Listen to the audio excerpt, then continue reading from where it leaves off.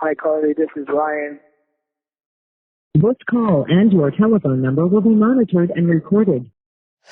You okay? Yeah, I'm okay. Okay. Here we go. Let's do it.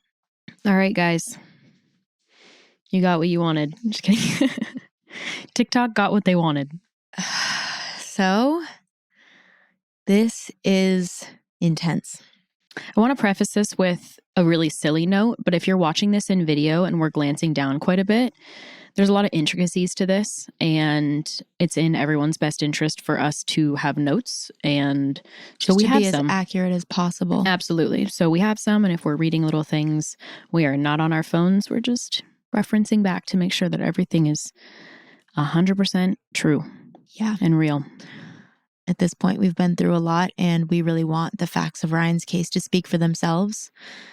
We just want him to have his chance to finally have his story heard, and we'll explain a lot about why he wasn't able to appeal his case and the intricacies of what happened post-conviction. But we want to use this opportunity now to stand up for him and to share his case. If he knew that he had anybody listening or paying attention to what happened to him, I don't think anyone understands how much that would mean to him. And yeah. We read in an interview this week when we were looking through all the paperwork that on his deathbed, he would claim innocence and he would never, ever, ever waver from that. And it hit me so hard because I realized he had already laid on his deathbed and he died an innocent man. And I'm not going to get into my own emotional experience this last week because this isn't about me. This is about Ryan, but it's really painful. Safe to say it has been extremely intense. And then I think the next thing that we kind of want to say and acknowledge before we get into this is what we're about to speak of are 2 robberies. And that means that there are 2 victims that were unnecessarily robbed and Emotionally scarred and scared. And nobody deserves that. And we want to acknowledge their humanity too. We definitely want to make very clear before we get into talking about the case itself that there were 2 robberies that occurred. Each robbery had a victim, and we have so much sympathy and empathy for what happened to these people. It's never, ever right for anyone to be harmed. There's no justification for it under any circumstances. And Ryan was so adamant that he had so much sympathy for each one of these victims and that he never would have wanted this to happen to either of these people, and that he feels strongly that these people were victimized and that they meant no harm towards him.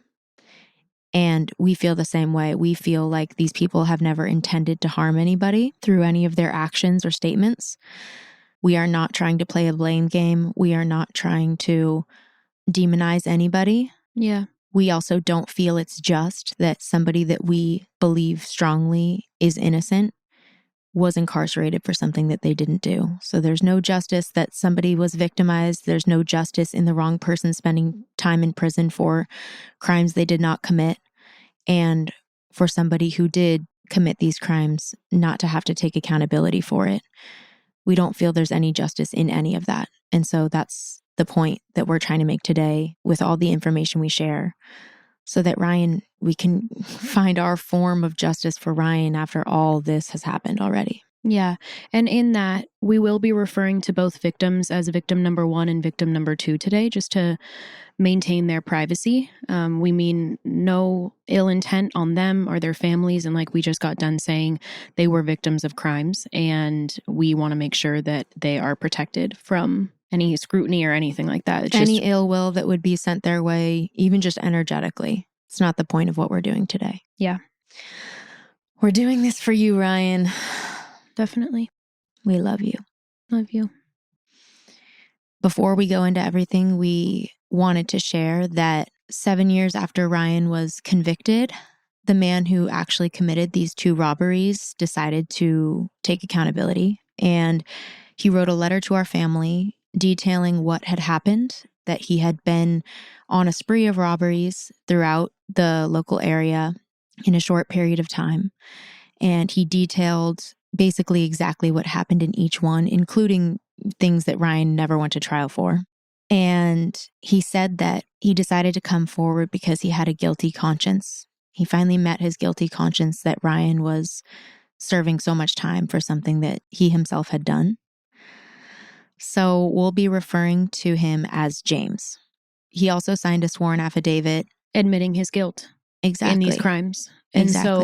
And exonerating Ryan and saying that Ryan had no idea that any of this had happened, nor had he taken part in either of these 2 robberies or anything else he had ever done.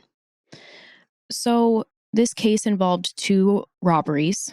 One occurred at a candy store, a candy and gift store, I guess I should say, in the Oak Park, Westlake area on February 2nd, 2005, around 2:55 in the afternoon. The second one occurred right across the street in the Oak Park, Westlake area at a Bank of America ATM at approximately 7:45 p.m. So that was February 3rd, 2005, the next day. Right. 2 armed robberies occurred across the street from each other within one day. Within one day. 2 different victims, of course. So on February 5th, 2005, which was my 11th birthday, Ryan went out to buy sprinkles for my birthday cake, and he never made it home.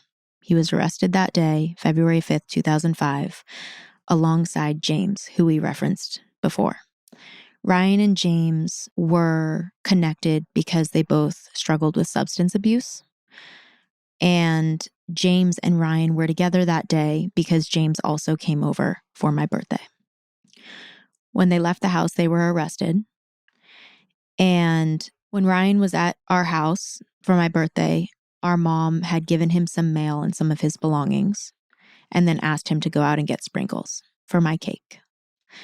When Ryan and James were arrested, the car that they had been driving carried some of Ryan's mail, and it also carried some evidence from one of the robberies that had been committed in the prior days, which we mentioned earlier.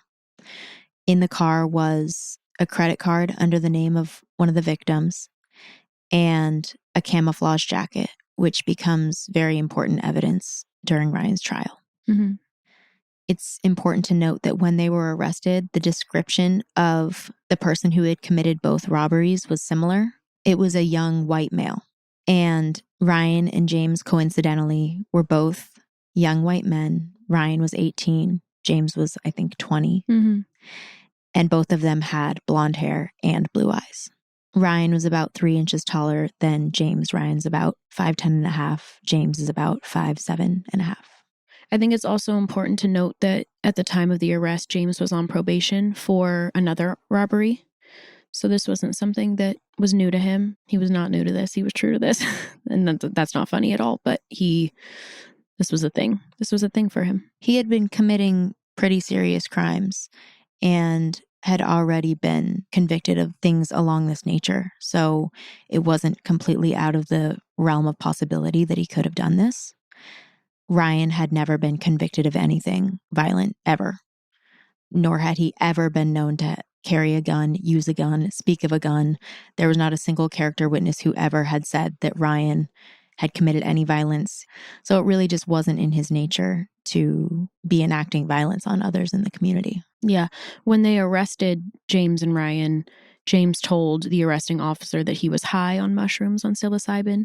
And when they went to search his apartment, they found a black handgun next to his bed and mushrooms. So everything kind of lined up perfectly. Exactly.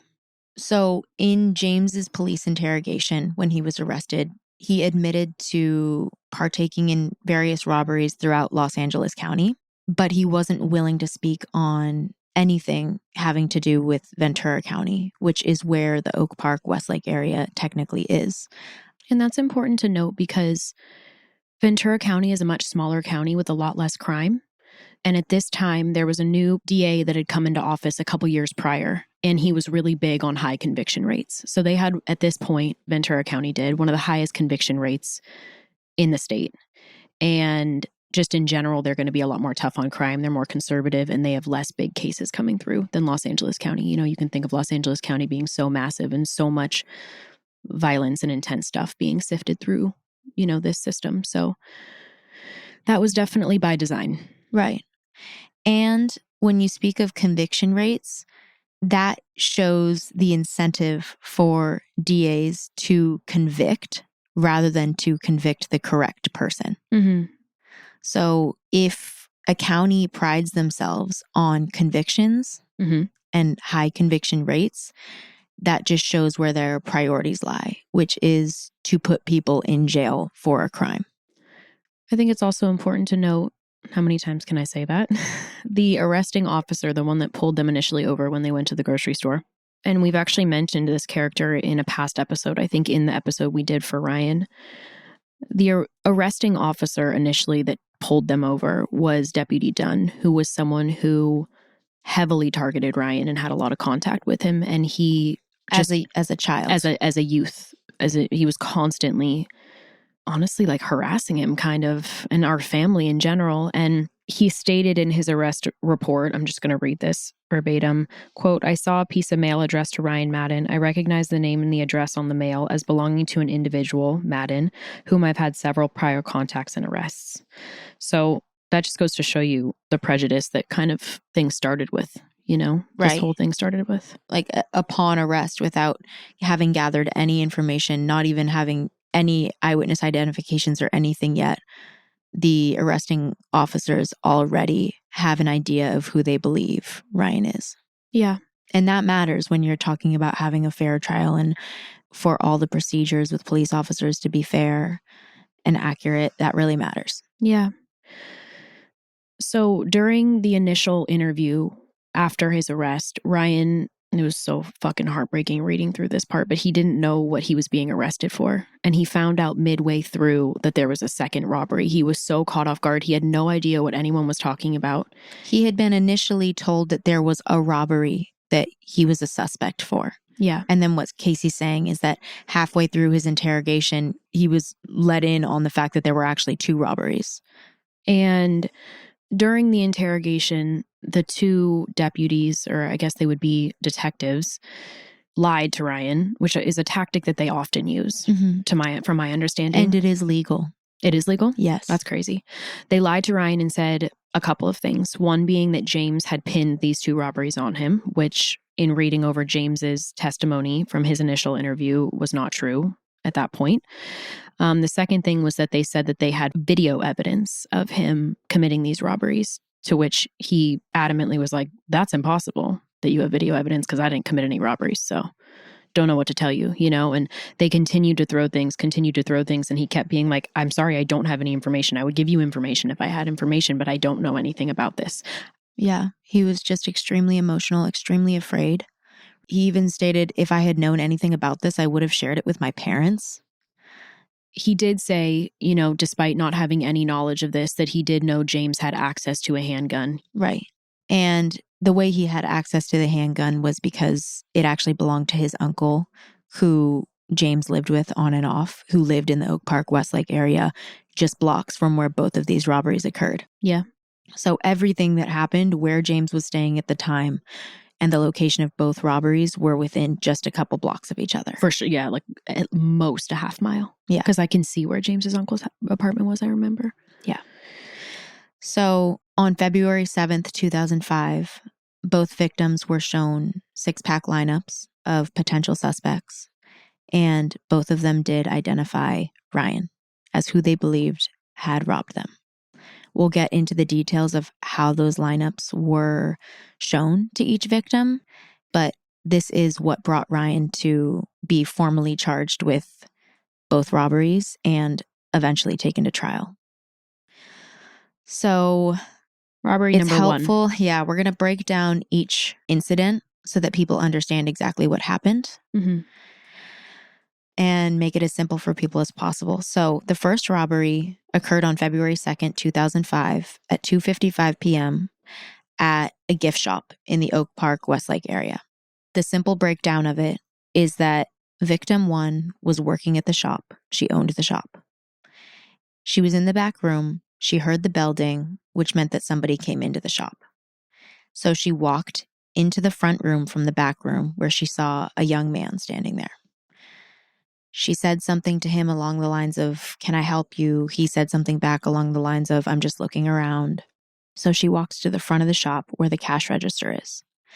He follows her to the front of the shop, And on the table where the cash register is, the checkout table, there's an assortment of jewelry. And he asked her, "Is this jewelry real?" And she replied, "It's only costume jewelry. We only keep costume jewelry here." I'm just going to really quickly interject. My brother was highly, highly, highly intelligent, like back to math competitions and things like that when he was in elementary school. When I read that, I was like, yeah, I'm so sorry. He would never think that costume jewelry was real jewelry. And I have met James, okay? Bless his heart. He would, okay? Yeah. I mean no harm when I say that, but I'm just going to start with that. That's just a character account, okay? It is a character account, and anytime that we can offer our lifetime's worth of understanding of who our sibling is, we're going to do it. We're giving you all the facts and the details, but the reality is that there's also a lot of personality traits about people that you can come to understand as something that would be likely or unlikely. I wasn't there. I'm just giving you a character witness of who I knew and who I know, you know? Highly, highly, highly intelligent person who we will read letters from, and you will get an understanding of his intellect. But back to the incident. He asks victim 1, "Is this jewelry real?" She replies, "It's costume jewelry." After that interaction, the man pulls out a gun.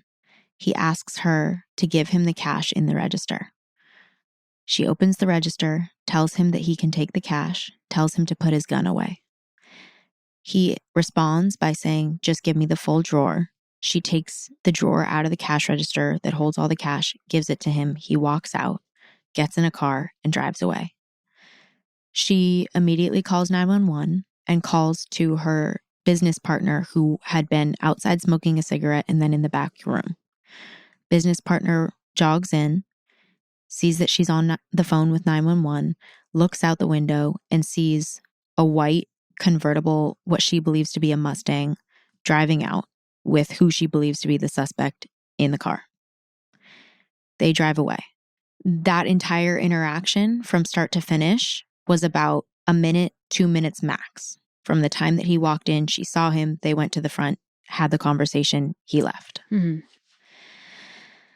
And the cash register drawer was actually found later by regular civilians, and they dusted it for fingerprints or any information. They never found anything conclusive on the drawer.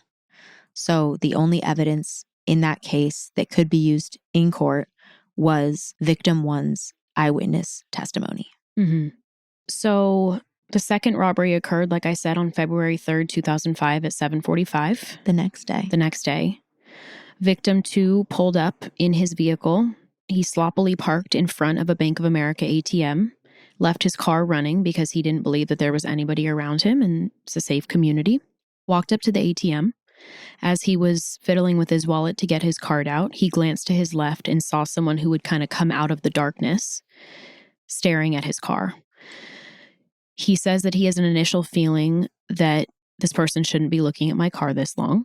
That goes through his mind. This young man walks up the stairs towards the ATM and behind him to the ATM machine that was on the right of him. Yeah, so the ATMs are on the outside of a building. Yeah. And it's nighttime. If you're facing the building, victim number 2 was on the left ATM. And he said this young gentleman walked up the stairs behind him and was patting his chest, seeming like he was looking for something, maybe his wallet. This young man comes around him, goes in front of the ATM, and at that point, victim number 2 has a feeling this isn't good. This doesn't feel right. So he cancels his transaction and starts walking down the stairs towards his car to get in his car. He acknowledges that he never looked at the man at the ATM. He immediately kind of turned to his left, took his card out, and started walking towards his car. As he's walking down the stairs to his car, he hears the gentleman say something about drop, but he doesn't think he's talking to him. He's thinking in his mind, maybe he dropped his wallet or something. He walks all the way down the stairs to his car, and when he gets to his car, he hears the gentleman behind him very clearly say, "I said drop your wallet." At that point, he turns around and makes visual contact with this person, looks at him, and then glances down at his waist and says that he sees the barrel of a gun. He said he couldn't see the trigger of the gun because he thinks his finger was on the trigger of the gun, but acknowledges that he did think he saw a barrel of a gun. And at that point... In the man's left hand. In the man's left hand, which is important. At that point, he decides, in his words, that he didn't want to be the hero and that he was going to give this wallet over. Understandably so, I would do the same damn thing. Mm-hmm. So he throws his wallet at this person's feet. Throws it about 10 feet is what he says he is from this man. At that point, the man picks up the wallet and says, "Get the fuck out of here." And he turns around and walks away back kind of into the darkness to a different area of the parking lot. He doesn't see him get in a car. He doesn't see any of that. No. He threw the man his wallet. The man says, "Get the fuck out of here." Walks away. He gets in his car and leaves and calls 911. Yeah. About 12 minutes later, so this happened again at 7:45 p.m. About 12 minutes later at 7:57 p.m., a credit card from that man's wallet was used at a gas station nearby. Within 30 minutes of the crime itself, victim 2 was speaking with police and gave a description of what he remembered about the suspect. Within 30 minutes of the card being used at 8:25 p.m., police officers arrived at the gas station where they also received a description of the person who had used the card at the gas station to purchase various items from the gas station. So in this case, they have the description from victim 2. They have the description from the cashier at the gas station who saw the person use the card. And they also have ATM photos that were taken by a camera that was at the ATM stationed right above the ATM. And then it's also important to note that this whole incident, based on the timestamps of the ATM photos, lasted a minute between these two people. And as Casey had mentioned, the man had not gotten a glance at the suspect until he was told to drop his wallet at the very end of the interaction. Mm-hmm. And that part of the interaction probably lasted 15 seconds tops, where he looked at the man's face, looked down at the gun, looked back up at the man's face, threw his wallet. Okay, so the initial descriptions, it's always important to get the first descriptions of the suspect as soon as possible after they experienced what they experienced, because it'll likely be the most accurate information that they give. Mm-hmm. That's when their memory will be the clearest, and they will obviously be closest in proximity to what happened. Okay, so robbery number 1 with victim number 1 at the gift store, the candy in the gift store. The initial description of the suspect that victim number 1 gave the police was white male, possibly in his 20s, thin, with blonde, wavy/curly hair, peach fuzz on his face, wearing a black cap and black shorts. The victim number 1 did not know anything about eye color. They did not give an initial description of an eye color. And she did not note the hand that he held the gun in. She couldn't remember. For the ATM, victim number 2 was interviewed by police within 15 minutes of He said he the called. incident. He said he called police as he was driving away from the place, and they told him go back to the ATM. Right. He turned around and was met by police who asked him about what had happened. His description of the suspect was that he was a white male, around 5'8" to 5'10", thin, in his early 20s, unshaven, and wearing a dark hat that he said was possibly two-toned that had mesh on the back. Like a trucker hat. Exactly. We would come to know.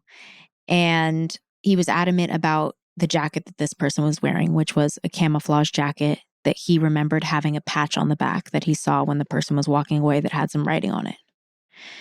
And the person was wearing dark pants. He said to the officers that he wouldn't have been able to tell at all the color of the person's eyes or the color of the person's hair because it was dark out and the person was wearing a cap, a ball cap. As we mentioned earlier, the police ended up going to the gas station where victim number 2's credit card was used 12 minutes after the second robbery at the ATM. Mm-hmm. The clerk at that gas station will be referring to as Johnny. That's his name. Bless his heart. Johnny mentioned that he saw 2 people that night, that he had seen together multiple times. He said he had seen them together at least 4 times in the month leading up to that day. He described one young white man who was about 5'9", wearing a long-sleeve camouflage jacket and a ball cap. He said that this person who was wearing the camouflage jacket was the person who used the credit card and signed the receipt, which he gave to police. He said that this man was with another young man who was out at the car for most of the time and then came into the building. This was another young white man who was wearing a t-shirt and jeans. He was taller, about 5'11", and very thin. So, photo lineup identification. And this was really the only evidence against Ryan in all of this were the photo lineup identifications, so they're pretty important. Yeah. So, police met with victim 1, like we said, 5 days after that robbery. To show her the six-pack. The police, or the detectives, show victim 1 a six-pack where Ryan, to my understanding, was the sixth photo, the bottom right photo. Victim 1 identifies Ryan and says that looks like him based on, quote, his face and his features. They then show victim 1 a second lineup in black and white. They show her a second version of the same lineup, but now the photos are in black and white. And that's where she circles Ryan and initials it, which is what you do when you're identifying someone. Right. So she chose her person already based off of that one six-pack that she had been shown in color and then in black and white. And this is all based off of the police officer's own report of what happened. Yeah. He writes down an entire log of how he presents the six-packs to the victims and the way that the entire interaction unfolded. So he shows the six-pack with Ryan in it in color. He shows it in black and white. She circles Ryan, says it looks like him based on his face and features, and signs it. Then he shows her a second six-pack lineup, which has James's photo in it. She says, I don't think I see anybody in this lineup. And they conclude their interaction. On that same day, February 7th, 2007, police go meet with victim number 2, the victim in the ATM robbery.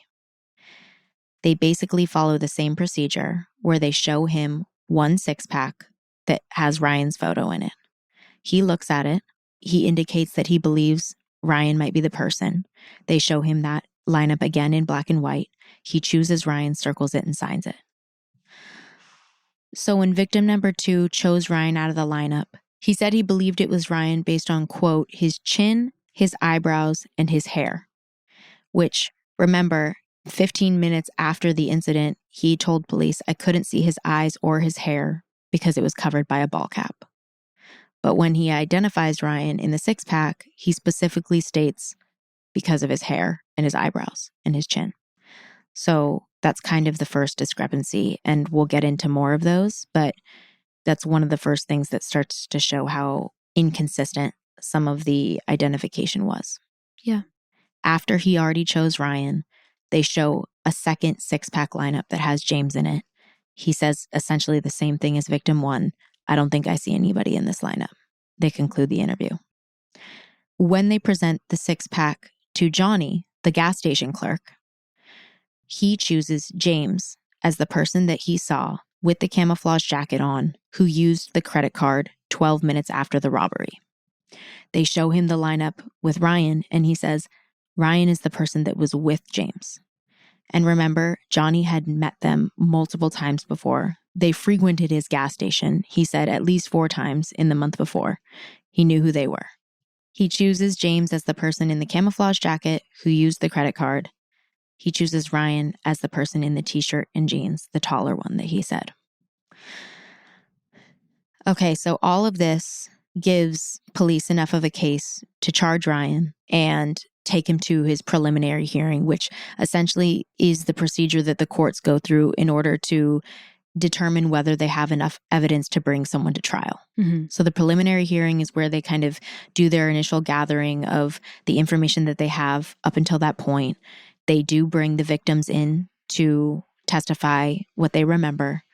And that's basically it. They didn't bring any other defense witnesses or anything like that. It's just the victims of the crime. Now we're going to, I think, start to get into some of the discrepancies and some of the major back and forth that you see in so many witness identification cases. Right. So at this point, as we get to pretrial, this is my understanding, it's September 2005. I believe September 28th, 2005. So this was February that these things happened. So it was about 8 months prior. And victim number 1 took the stand. And she says at that point that she can't remember anything that he was wearing, whether he was wearing pants or shorts, and really that her memory had deteriorated around those specific details, but that she does remember that this person was wearing a ball cap. She says she can see the eyes and the eyebrows underneath this hat, but she can't identify what color his eyes were. She goes on to say that she purposely didn't make eye contact with this person because she was scared, especially after she saw the gun. So she told him to put the gun away. She looked away from him and she basically obliged to his orders. At the pretrial, she says that this person's hair was strawberry blonde. Initially, she had given reports that it was just blonde, but then goes back in the pretrial and says that it has a tinge of red to it. She continues in her testimony and does end up identifying Ryan that day on the stand as the person that she remembers robbing her that day. It's also very important to note, I think we mentioned this earlier, that her initial report of who came in was a blonde person with wavy, curly hair sticking out of a hat. I've never seen a wave or a curl really in Ryan's hair ever, but just in general, he had a completely shaved head at this point. We had all seen him on my grandma's birthday, January 31st, at a family gathering. This was 3 days prior, and his head was shaved. So that was all accounted for and attested to. He did not have long hair at all. Matter of fact, he had a shaved head at this point. It's also important to note that the entire time she's up there talking, she's incredibly flustered and is saying that she really can't remember anything and that her memory had really deteriorated since it had happened 7-8 months prior. And a lot of the questions that she was answering to witness identification details, she really didn't have an answer to and didn't remember what she had seen. She identifies Ryan in the courtroom that day, saying something about his look was reminiscent of the person who robbed her. She said, "There's nothing specific I can say about why this is the person that robbed me. It's just his look." Yeah. So that was victim number 1 and her pretrial testimony. So then victim number 2, his pretrial testimony, he does identify Ryan in the courtroom. He remembers the army jacket that the person was wearing, the camouflage jacket, and the hat. He says he can't remember the eye color, but he says that the person who robbed him had blonde hair, quote, blonder even than today, quote, as he's looking at Ryan. 15 minutes after the crime occurred, when he communicated with police and gave his initial description, he told police that he could not see the hair color or eye color because it was covered by a cap. And now, at pretrial, he's saying he recognizes Ryan because his hair is blonde, blonder even than when he first saw him. He reiterates that the person was holding the gun in their left hand, which again is very important. And he also reiterates that he did not get a look at the person while he was standing next to him on his right at the ATM. He didn't get a good look at him when he was staring at his car. He had just glanced at the person, and he never turned and looked to his right to look directly at the person when they were standing side by side at the ATM. He said the only time he looked at him directly where he would have been able to identify him was after he had walked down to his car. The person had said, "I said, drop your wallet," and he turned around and they were face to face. This was when he saw him from about 10 feet away in a dark parking lot wearing a ball cap for, again, like we said, 10 seconds tops. He also mentions during the pretrial that when he was shown a lineup, he had been told by the police that an arrest had been made.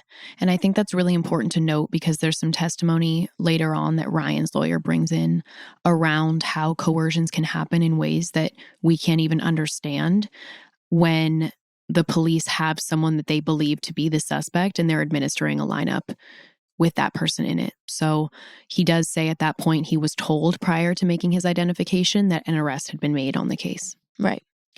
Okay, so at that point, the court believed that they had enough evidence to take Ryan to trial based on both victims coming into the courtroom and stating that they did believe that Ryan was the person that had robbed them. So the case goes to trial.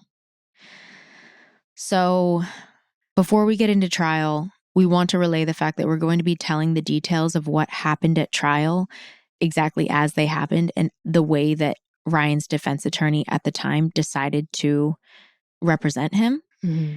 There was a lot that he did not present that we believe would have been exonerating evidence on Ryan's behalf. Mm-hmm. And so what happened at trial is not a reflection of the entire case that we're going to share. There's a lot that we were able to uncover after trial happened that really points towards Ryan's innocence, and we're going to be bringing up all of it and digging into all of it. But for now, we're going to go through exactly what happened at trial that resulted in Ryan's conviction. Okay, so we'll start with victim number 1 testifies first once again. If you remember, I said when she testified 7 months after the crime, she really couldn't remember anything and was very open with the fact that her memory had deteriorated quite a bit. Now she's at trial, or they're at trial, a year and 2 months later. So this is November of 2006. And magically, of course, she remembers everything about the perpetrator that robbed her. She notes that she couldn't remember a lot because she was really nervous on the stand the first time. At the preliminary hearing. But now at trial, she had done it before, so she felt a lot more comfortable on the stand. And now magically, she had remembered all these details about this person. She says she remembers what he's wearing, despite prior saying she had no idea what he was wearing. She remembers him wearing black shorts, a black sweatshirt, a black cap. It was very specific in her analysis of what he was wearing that day. She goes back to saying that the person had blonde hair, no longer strawberry blonde, no red in it, just blonde, the way that she had said in her initial description to police. Most importantly, she never 100% identifies Ryan at trial that day. Mm-hmm. Ryan's defense attorney asks her, "Is this the person that robbed you?" And she said, "I can't be 100% sure because he does look different." He asks her, "How does he look different?" She says, "He looks fatter, larger, and just a little bit different than he did on the day that he robbed me." He's thick. He says, "Can you say conclusively that this is the person that robbed you?" She said, "On this day, this much time after the occurrence, I can't say conclusively. However, I believe strongly that my initial identification of this person from the photo lineup was correct. So if this is the person that was in the lineup that I chose out of the lineup, then yes, this is the person that robbed me." Okay. So victim number 2, bless his heart. At trial, he comes in hot with his knowings and his descriptions and says he stared them, whoever robbed him, right in the eyes, but also can't identify the eye color. He also goes on to say that he can't remember the hair color because there was a hat on top of the head and all he could see was sideburns. So at pretrial, he had said the person's hair was blonde, blonder than his. But at trial, he goes back and says, well, this person was wearing a hat, so I didn't identify what hair color he had. We'll move on to witness number 3, Johnny.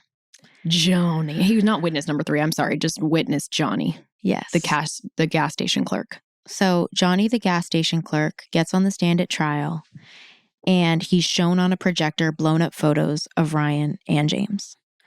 In front of the jury, he reiterates that James is the person that he saw walk into his store wearing the camouflage jacket and the ball cap, take the credit card out of his pocket, and use it for the transaction.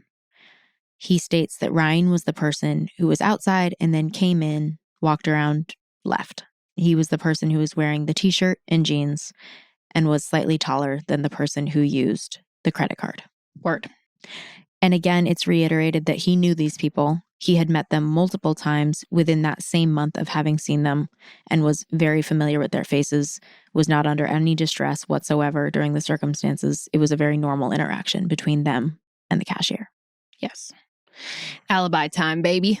Okay, so this is the part of the trial where finally some defense witnesses were brought to the stand. And if you don't know how it works in criminal trials, I know the state calls its witnesses first. So the prosecution calls its witnesses. They lay their case out because the burden of proof is on them to prove the case. And then from there, the defense has a chance to call their witnesses and basically de-incriminate their client.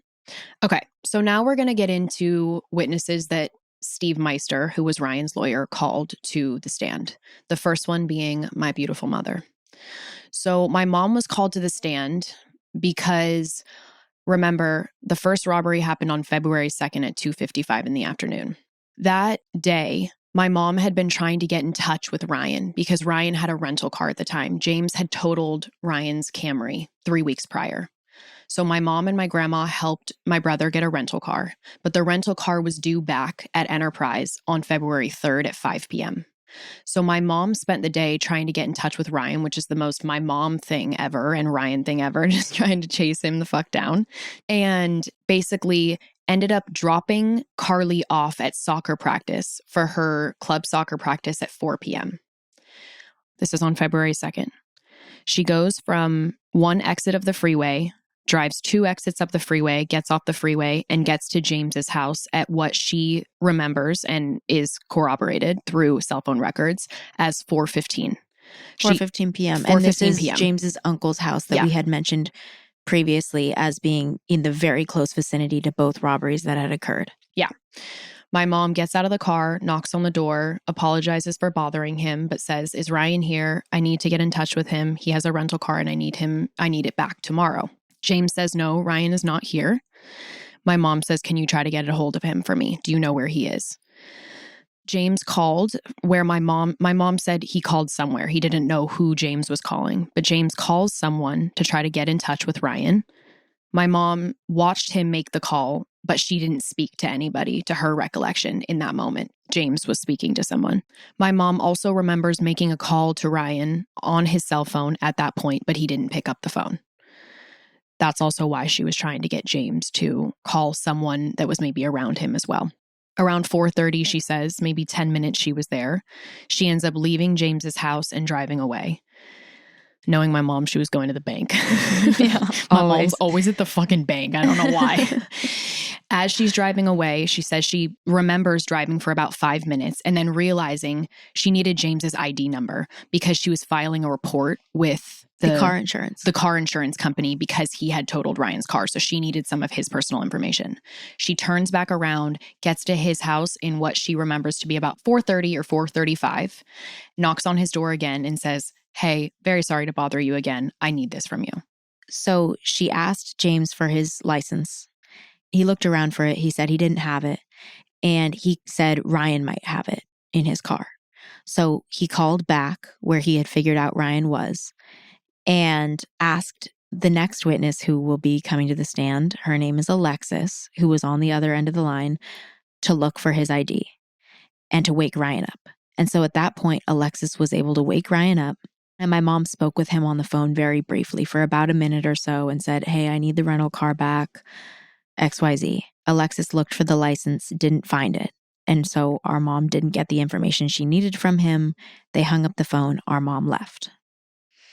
She also on the stand establishes kind of some of Ryan's main facial features. And she looks at the ATM photo while she's on the stand and she says, "This isn't my kid." And then gives a list of reasons based on his facial features why this could not be Ryan. So she also establishes that Ryan is naturally blonde, has never colored his hair, has never had a wave in his hair. His hair is very straight, very blonde, and that he is right-handed. She also talks about how James wears the camouflage jacket nearly every time she sees him. Right. So that was... And to insert more of our personal understanding that's outside of the trial, outside of facts written on paper, all of us had met James multiple times, every single member of our family. We knew who he was. And every time I ever saw that human being, he was wearing a camouflage jacket. Yeah. And all of our sisters say the same thing. Our mom said that on the stand, that she'd seen him wear it multiple times. Ryan, in his initial interrogation with police, said, "I know the exact jacket you're talking about." And he knew the writing that was on the back of the jacket. And more people verify that as we go on. But yeah. Yeah. The last thing she establishes is the fact that he's right-handed. He always has been right-handed. He's never done anything with his left hand, play sports. This is Ryan, yeah. Nothing. So yeah, we're talking about Ryan right now. So that's one of the last things that she establishes on the stand is the fact that he is right-handed. Exactly. So as we mentioned earlier, let's say defense witness number 2 is Alexis. Okay, so the second witness that Ryan's defense attorney calls to the stand is a girl named Alexis. Alexis had known James for about 5 years. They were in a group home together, essentially, and they did school together for a few years. She testifies that she knows him well and that she met Ryan through James a few months before the incident happened. On February 2nd, 2005, during that time period, she had been living with James's mom, who lived in a mobile home on PCH in the Pacific Palisades. The mobile home was one bedroom where James's mom stayed, and then in the living room there was another bed where Alexis slept. She testified that on the morning of February 2nd, 2005, around 9 a.m., she woke up to Ryan walking into the mobile home. He looked exhausted, and she said, "You should go to sleep." So, according to her testimony, Ryan laid down on the bed in the living room and fell asleep. Alexis sat on the ottoman, which was their version of a couch, and watched TV. So she was in the same room with him while he was sleeping on her bed in the living room. She said that Ryan slept literally all day long, never left, and she sat and watched TV all day long. She says that in the middle of the day, the phone rang. James's mom picked up, and she tried to wake Ryan up. He didn't wake up. James's mom hung up the phone. Very soon after, the phone rang again, and James's mom said something to the effect of, "It's Ryan's mom, wake him up."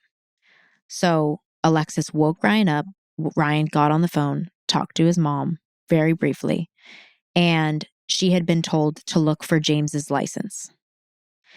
She got his car key and went out and looked through Ryan's car to see if James's license was in Ryan's car. And she mentions that the car that Ryan was driving was a white Chevy Impala, which is important because that's the same car that our mom had said was the rental car that Ryan was using at the time. And she had receipts of the rental car and when it was due and all of that. When the prosecutor asks Alexis what she found when she searched the car, because she said she never found James's license in Ryan's car, he asked her, "Was there anything else that you saw in the car?" She said, "I saw poetry." Poetry laying around everywhere, handwritten poetry. And to me, that is the most accurate thing she ever could have said that she found in Ryan's car. Yeah. In other conversations we've had about Ryan, we've mentioned that he was a poet and that this was like a huge part of his life. Mm-hmm. And it was a huge part of my relationship with Ryan because for years, from when I was a kid, from when he was even in juvenile hall, we would write to each other poems and then we would edit each other's poems. Obviously, he was far superior to me in every way. Mm-hmm. But to me, like as a testament to his character and who he is, her saying that in her testimony just was so clear to me that this was my brother and this is what she really saw. So to reiterate, she said that Ryan walked in at 9 a.m. He slept all day, and the only time he got up was when she woke him up to talk to his mom, our mom, on the phone briefly. He went back to sleep. She says that he stayed there until it was dark. Yeah. And then he got up and left. Yeah. This was on February 2nd, 2005, the day of the robbery at the gift store. That robbery occurred at 2:55 p.m. in Westlake/Oak Park area. Mm-hmm. So another important thing about Alexis's testimony is that she was asked to look at the ATM photos of the suspect on the stand. She looks at the photos and she says, "This isn't Ryan. The facial features are different. Ryan has very thin lips." She says the shape of his head is different. And lastly, she corroborates that the camouflage jacket is James's favorite jacket. She says he wears it constantly. She's shown the jacket in court, and she asks if it has the words Renaissance Man on the back. They turn the jacket around, and it does have the words Renaissance Man on the back. So she's so familiar with the jacket that she knows all the writing on it. She says, "I've known this guy for 5 years. I see him all the time. This is his jacket. He's constantly wearing it." Mm-hmm. So that's the end of Alexis's testimony at trial. So the final witness after Alexis, his name was Dr. Schomer. Dr. Schomer is, I'm going to read his qualifications, a forensic psychologist specializing in eyewitness identification, human perception, human memory, circumstances of how you observe someone, the effects of time on that memory, and the effects of various procedures that can be used to obtain or not obtain an eyewitness identification. He said he had testified in over 300 trials in 14 different states in the US and in Canada. He got his PhD from UCLA, was a professor at Harvard, did research projects for the Department of Defense, worked for the Navy, and worked for the National Institute of Mental Health.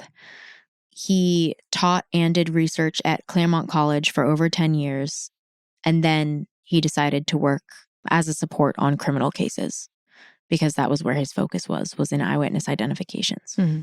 So highly qualified individual.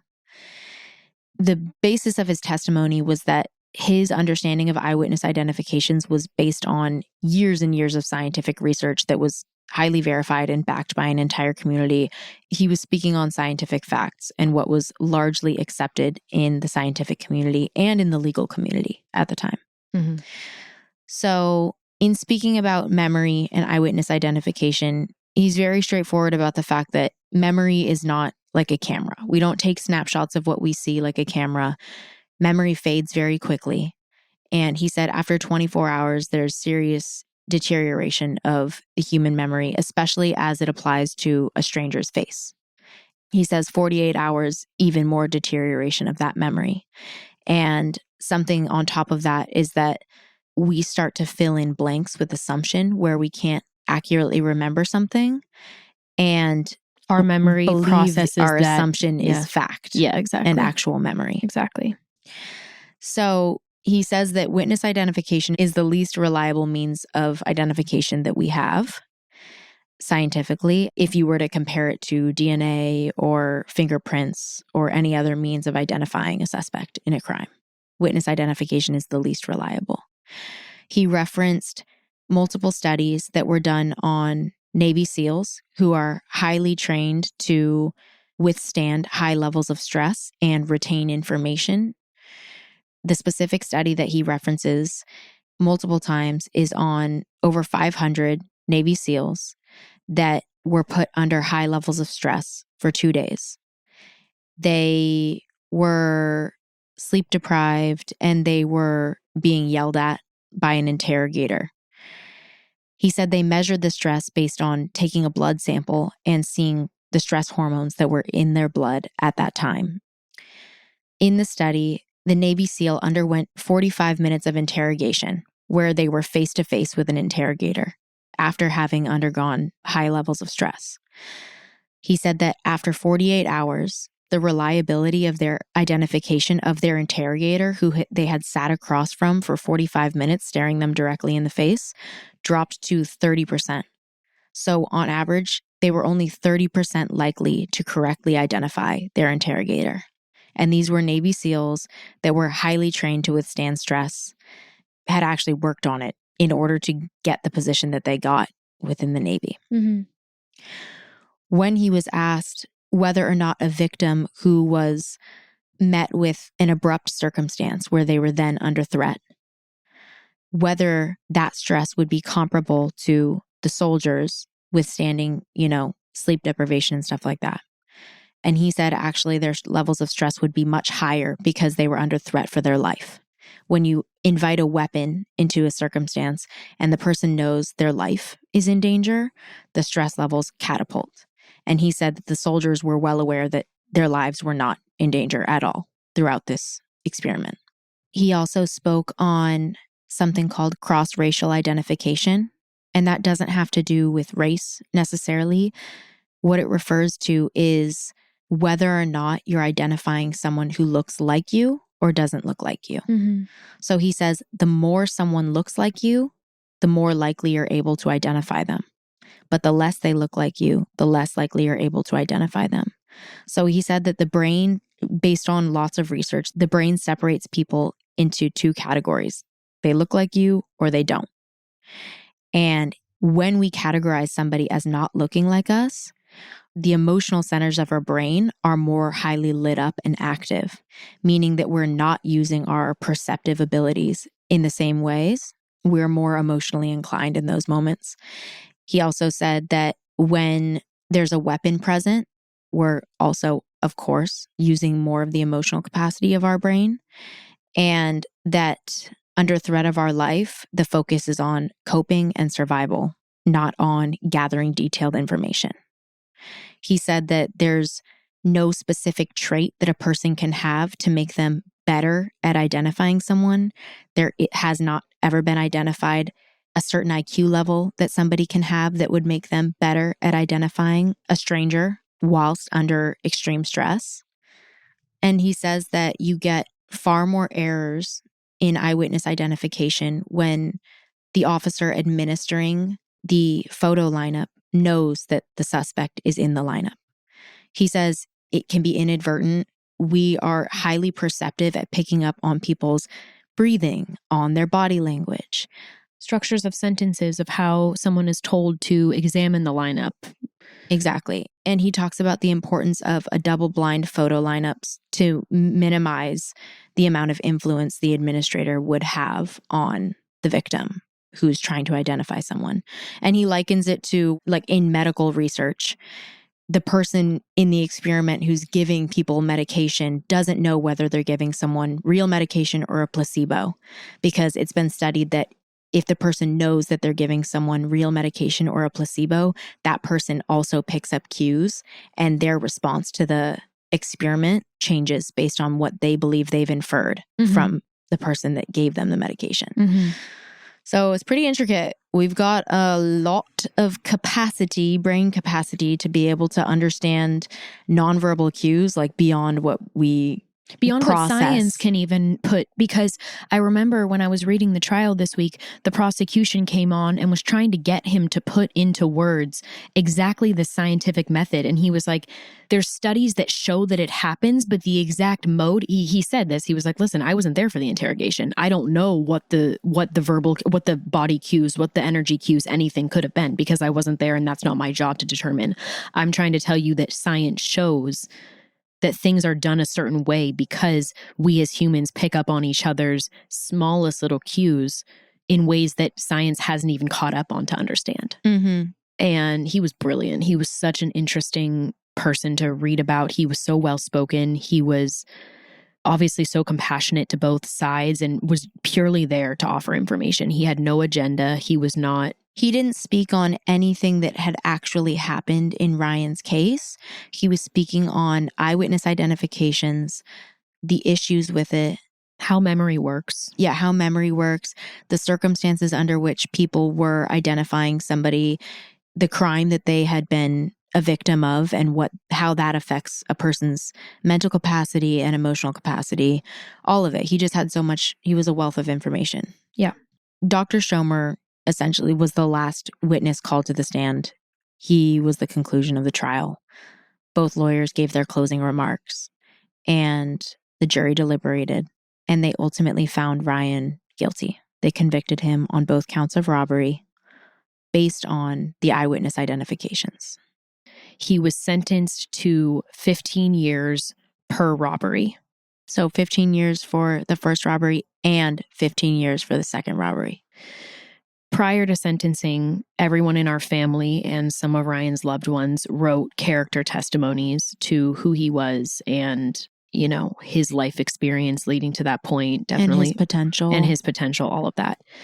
The judge ended up sentencing him to 30 years, but basically 2 15-year terms that he was allowed to serve what they call concurrently, so stacked on top of each other. So consecutively would have been he served the first 15-year term and then started serving the second 15-year term after he was done with that. So the judge, I guess in some way, gave him a break and sentenced him to 15 years. So that's kind of how the sentencing went, and just so you understand how it breaks down. Right.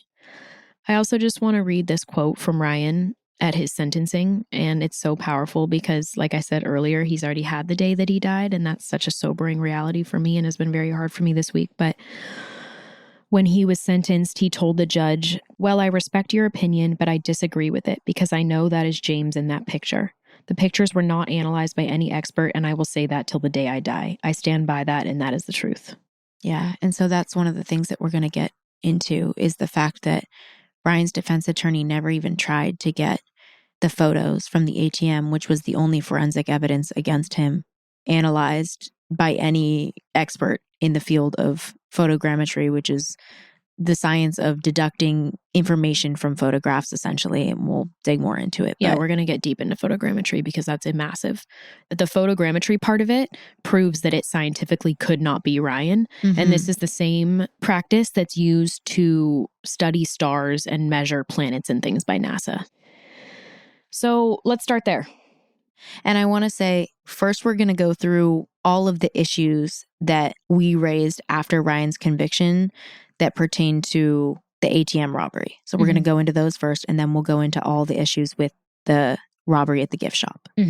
There was a lot of things, we didn't even say this, but the pretrial, Ryan's team was led by a public defender. Right. We had not hired a lawyer at that point, and that was because my parents didn't have money for a lawyer. Mm-hmm. So this lovely woman, Denise, went up there and she represented Ryan, and she did a wonderful job, honestly. She did. My family, my extended family, and I think we mentioned this in his episode, someone refinanced their house. Someone did something crazy and paid $60,000 for the lawyer that Ryan had at trial. Our parents had sought out one specific lawyer that they believed had an amazing track record that would do really well for Ryan. They were under the impression that that would be Ryan's lawyer. And what ended up happening was he actually passed off the case to somebody else at his firm without our consent. And that other person, Steve Meister, ended up being Ryan's defense attorney at trial. But I also want to mention another player who is Tony Paradis. So he was Denise McPeak, Ryan's public defender. Pretrial public defender. He was her investigator from the public defender's office. So we'll be bringing up his name quite a bit in talking about evidence that was not presented. But yeah, those are the players. So despite all this money being spent on this man who we didn't even hire, we hired somebody else and it was passed off to him, there was an immense amount of wrongdoing on his part. And I think the ATM photos were really the biggest piece of evidence. In the eyewitness identifications were definitely big for the prosecution, but the photos were massive. And Steve Meister basically elected to not have the photos forensically examined, but rather just rely on my mom and Alexis's opinion and analysis of whether this was Ryan or James. Yeah. He relied on them basically just saying this is not Ryan in the photo based on their belief and what they could see with their naked eye. Yeah. But not on any scientific evidence. Yeah. So post-conviction, we come upon photogrammetry. Yeah. Gary Robertson is the person that we hired to do the photogrammetry on the ATM photos. And I'm just going to read kind of who he is for you. He is a member of the American Society of Photogrammetry and a board-certified registered photogrammetrist. He's testified as an expert witness in judicial proceedings in California, elsewhere in the U.S. and Canada. We hired him to forensically analyze the photos and determine how tall this person was in the photo. Yeah, that was the main thing that our dad and Ryan wanted to do, was to get an answer based on that photograph of how tall the person in the photograph was. Yeah. So I'm going to read this off. Photogrammetry allows the height of an image in a photo to be determined by using a fixed feature of known dimensions that's depicted in the photo as a means to measure the height of the image in question.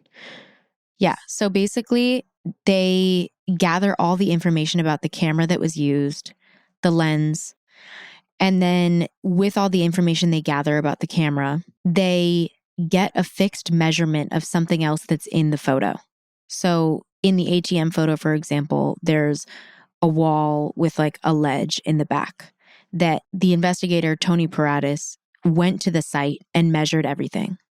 And when Ryan was out on bail before trial, he took photos of Ryan in the same place as the ATM photos. So he stood where the ATM camera would have been and took photos of Ryan in the same position as the person in the ATM photos. Mm-hmm.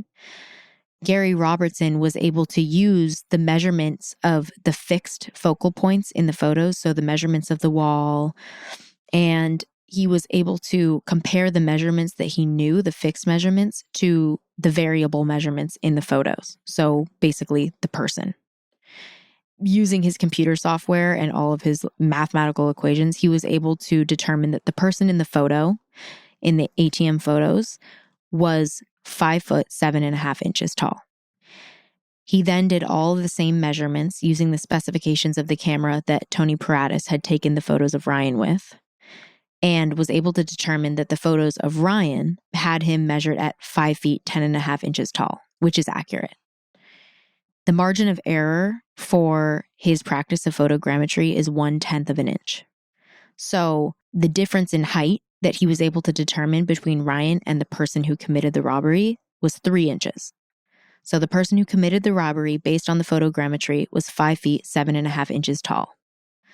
Ryan's photo at the same location determined that he was 5 feet 10 and a half inches tall. So scientifically, it's impossible that Ryan was the person in that photo. It's also important to note that alongside the height, they did take measurements of all the angles of the person's face in the photo, and not a single one of them matched Ryan's facial features in the photos that they had of him. Obviously, the 3-inch height differential is the most exonerating evidence we have, but there was more evidence than just the height. There was also all of the angles of the face, from the chin to the throat, from the nose to the ear, from the eye to the ear, the surface area of the person's cheek, and all of that produced very different results from the photo that he had to measure against Ryan's. Mm-hmm. So the second thing that he did not do, he being Ryan's defense attorney, Steve Meister, was challenge the validity of victim number 2's eyewitness identification after being told that there was an arrest made. Yeah, so we kind of touched on his identification earlier, but the prosecutor during trial had said, what are the odds that victim number 2, the victim of the ATM robbery, chose Ryan's photo out of 12 people that he saw all at one time? The reality is, the police officer in his own records showed 1 6-pack, so 6 people, to the person and had him choose who he believed it was. And then, after he had already made his choice and committed to it and written his signature, he then showed a second lineup of 6 more people, including James. He'd only been robbed by one person. So that in and of itself is misleading to the jury for him to have said he saw all 12 people and out of all 12 people, he chose Ryan, when that's not accurate to what actually happened.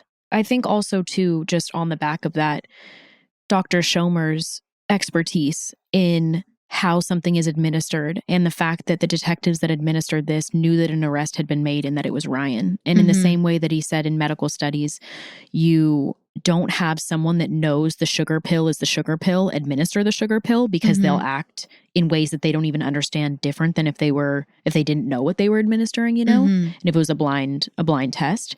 And I think that also means something. That's a hole in the case that Ryan's defense attorney did not exploit. Yeah, exactly.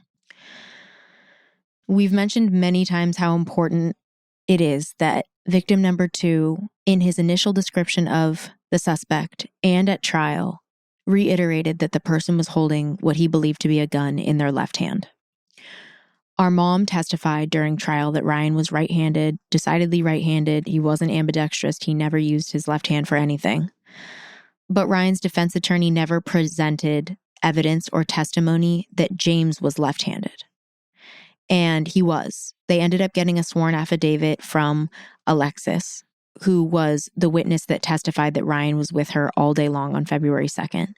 She had been friends with James for 5 years, and like I said before, she had been in a school setting with him for years and had seen him write many times and knew for a fact that he was left-handed, and she signed a sworn affidavit that James was left-handed. Our defense attorney never presented that evidence at trial, because who holds a gun, a loaded weapon, with their non-dominant hand? Yeah. If you're going to shoot somebody and you're right-handed, you're not going to shoot them with your left hand. So it's just more evidence that points to the fact that Ryan was not the person in those photos and was not the person holding a gun threatening someone's life. Yeah. Another thing that Steve Meister never did was ask Johnny, the clerk at the gas station, about the heights of the 2 men and the height of the man who was wearing the camo jacket when he came in that night. He did clearly state, like we said, that the person that came in with the camo jacket and the hat was James, but he did not ask any further questions about height differential, which I think would have further separated them. Yeah, it's really important because there was a lot about their description that's similar. They're both blonde-haired, blue-eyed, white young men. And this would have been especially important had Steve Meister decided to move forward and get the photos forensically analyzed, because like we already said, that science proved that the person in the photos was 5 feet 7.5 and that Ryan is 5 feet 10.5. And in his initial description of the people that he saw the day of the robbery, Johnny had stated that the person who was wearing the camouflage jacket that used the card was shorter. Yeah. And the other person was what he believed to be around 2 inches taller, 5'11". Yeah. So he could have really cemented in the fact that there was a height differential. The clerk at the gas station had noted it and made that description to police, but he really didn't do anything to emphasize that information to the jury. Yeah.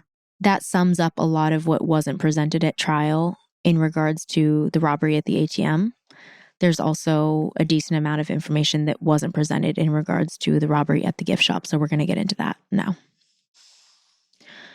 So Alexis and my mom had both testified that on February 2nd, 2005, Ryan was in the Pacific Palisades all day long sleeping on Alexis's bed in James's mom's mobile home. The Pacific Palisades is 35 miles, roughly, from the Oak Park Westlake area. The robbery at the gift shop happened at 2:55 p.m. Our mom had testified that she was at James's uncle's apartment in Oak Park at 4:15 p.m. and that James had made a call looking for Ryan and that she had made a call to Ryan's cell phone that he didn't answer. In the prosecutor's closing arguments, he said that our mom wanted to believe that this happened on February 2nd because she loves her son, but that she didn't have any evidence that this happened on this day.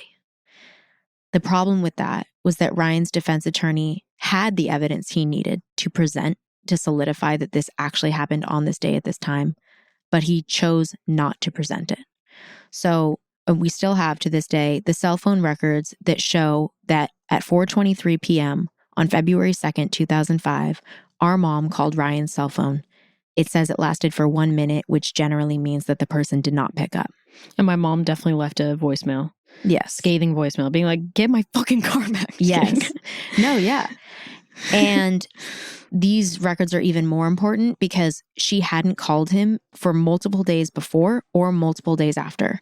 So if she had called him the next day, they could have said, well, that you can't say what that call was about. But she had only called him on that one day at 4:23 p.m., which was exactly in line with her memory of the timeline of that day. I just want to interject really quickly and say this because I called my mom this morning to ask her a question. And then I went into it and was like, I want to have a personal conversation with you. But, you know, in reading all of this last week, I just want to apologize. Like, I can't imagine how traumatic this was for you and how frustrating it must have been for people to be accusing you of lying for your kid. And again, this is like just a character testimony of who my mom is. But my mom is the person to turn her child in if she finds out that they did something. Mm-hmm.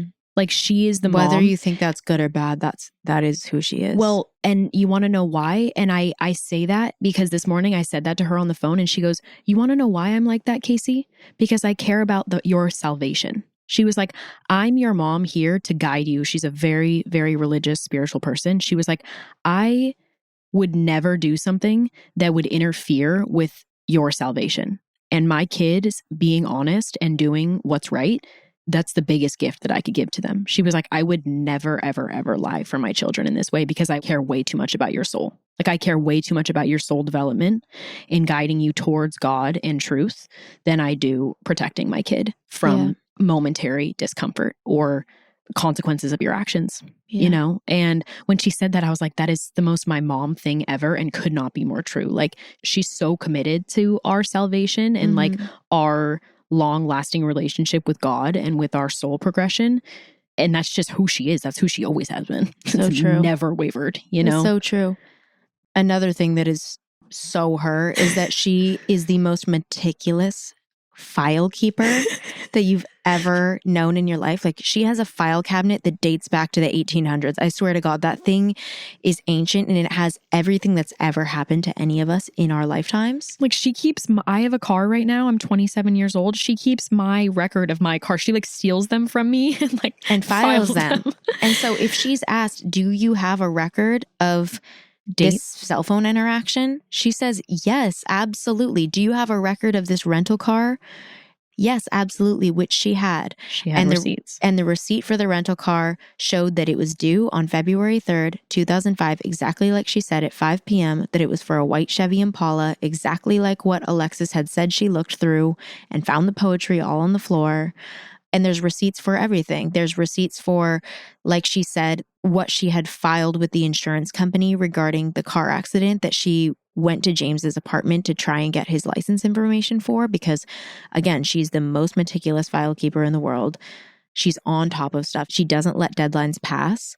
And so she had receipts for everything she said on the stand, but Ryan's defense attorney just failed to present them. And so the prosecutor, in his closing remarks, was able to say, she said this, but there's no proof that any of this is true for his alibi. Even though there was proof, it just wasn't presented. Yeah. So I think this is, I mean, every part of it is honestly awful, and it gets just worse and worse, I feel like, as we tell the story. But it does. This next part is really, really painful, because in reading over the initial interviews and such, it was found that victim number 1 recanted her identification on Ryan after initially saying that it was him. So she identified him in a photo lineup. That happened 5 days after the robbery.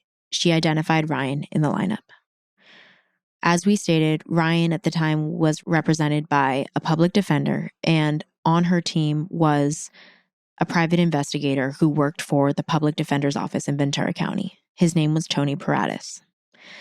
Tony Paratis was a police officer for 18 years. He got injured, hit by a car, and he decided to move over to the private investigation field and worked from 2004 to 2006 with the Ventura County Public Defender's Office. He was the person who took the photos of Ryan at the ATM that were used in the photogrammetry report.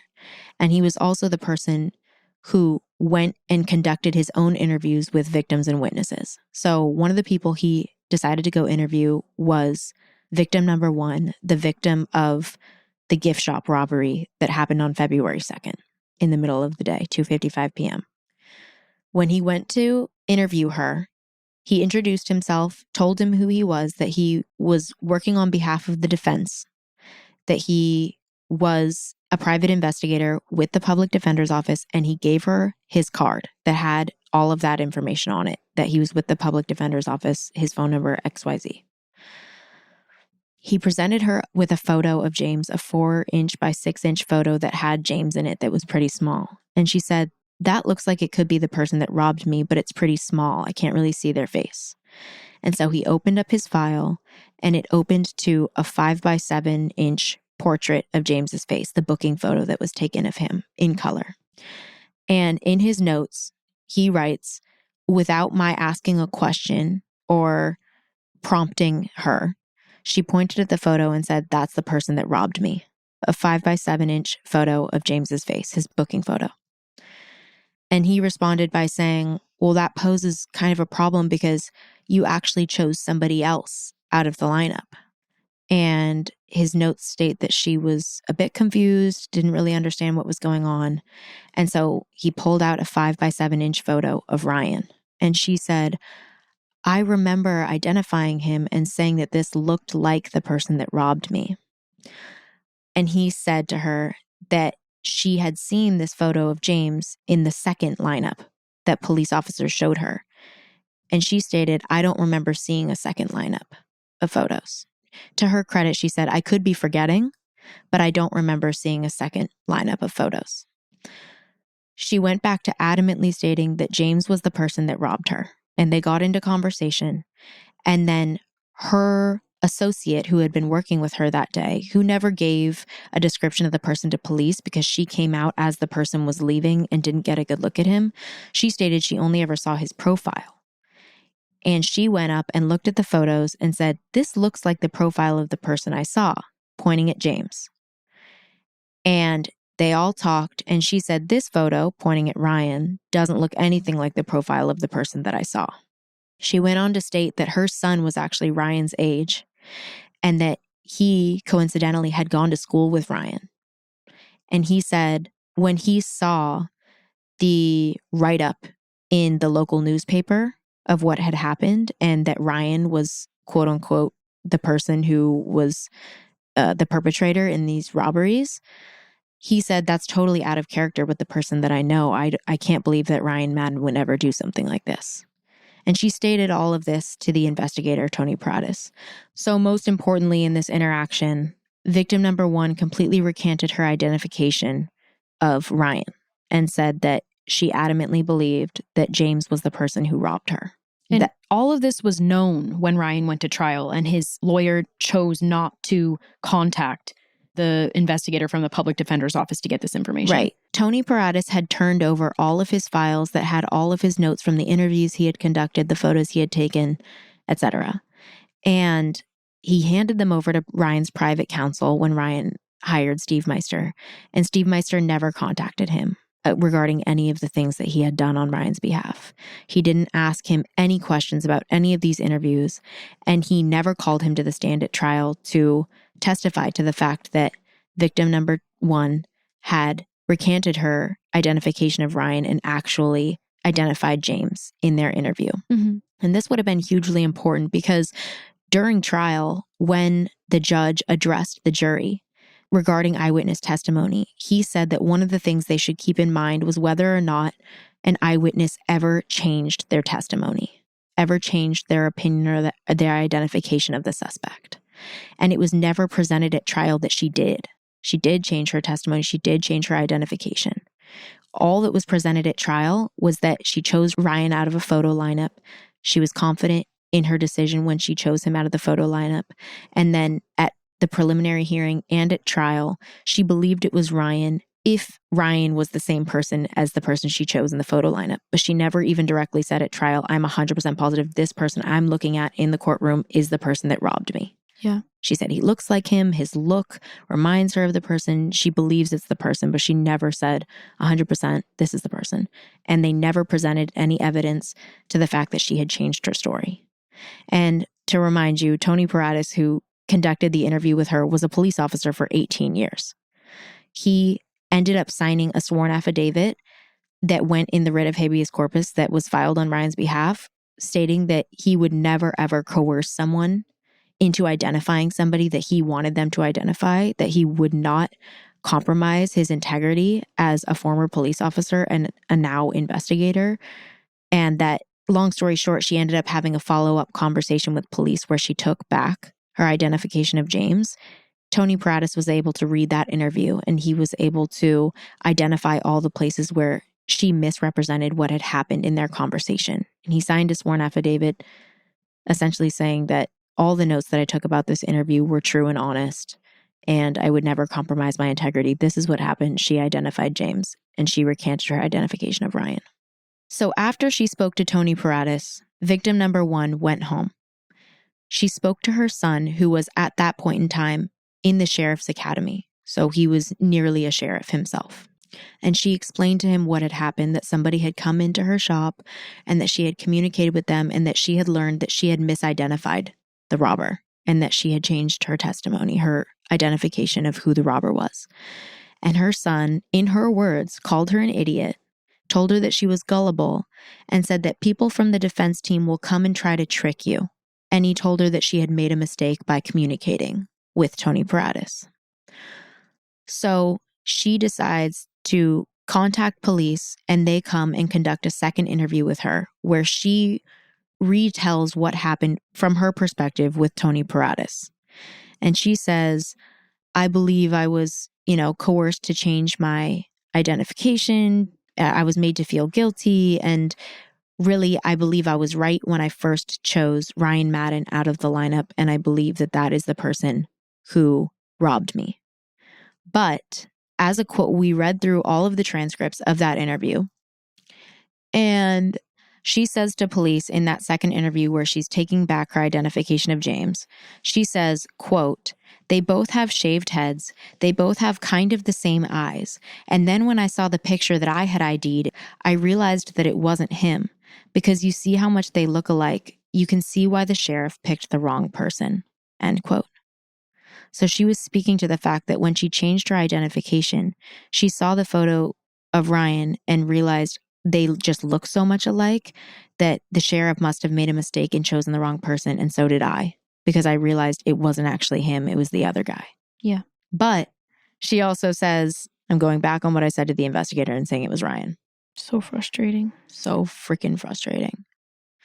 It's like, I want to hold space for this person being a victim, but I'm just so frustrated. Like, I don't think people can understand the implications that lying can have. Like, if and anyone, not even necessarily lying, but just on identifying someone when you're not 100% positive, that is really problematic. It's not just to send a person to prison that you're not positive did something. Yeah. One, because you're stealing that person's life from them, but two, because the person who actually did this gets away with it. There's no level of justice to sending someone to prison for something they didn't do. I have really interesting facts on that I want to read, honestly. So first of all, there was a study done. I believe it was in Michigan, but if anyone wants to challenge me on this, I'm happy to send you the link of the study that I read. Of 349 overturned cases of actual innocence, 70% of them included faulty eyewitness identification in the process of conviction. So 70% of those cases relied on eyewitness identification that was incorrect for those convictions. Additionally, and this is a really important stat, a 2019 study shows that 62 serial killers were responsible for 249 murders, 114 of them being committed after someone else went to prison falsely for their crimes. This is how critical getting it right is for the safety of our communities. That's what I wrote at the end. That's a staggering number. That is. That's a staggering 114 victims. That is. I think, it's such an understandable impulse for people to want somebody to be punished when harm is caused. Yeah. And I believe that most people believe that the police will get it right and that the truth will prevail and that justice will be served. And I believe that most people, well-intentioned people, believe that even their memory serves them accurately. Yeah. And I don't believe that the intentions are to harm somebody. I don't believe that that is the point of what most people are trying to do. It happens for sure. In this case, I don't think that. Yeah. But I do think that it's really important for us to address the fact that if you aren't 100% sure about what you saw, sending the wrong person to prison has literally life-ending consequences at times. Yeah. Our brother lost his life. We lost our person.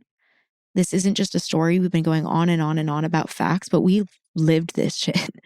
We lived this. We walked every step of the way with that person, with Ryan, with our brother, with our mom's son, our dad's son, Yeah. This was fucking horrible. Every step of the way was horrible to watch somebody who knew they didn't do something adamantly express at every single stage, do anything you possibly can to look into any piece of evidence you possibly can. You'll never find that I did this. Please examine these photos forensically. Do anything. Are there fingerprints anywhere? Anything.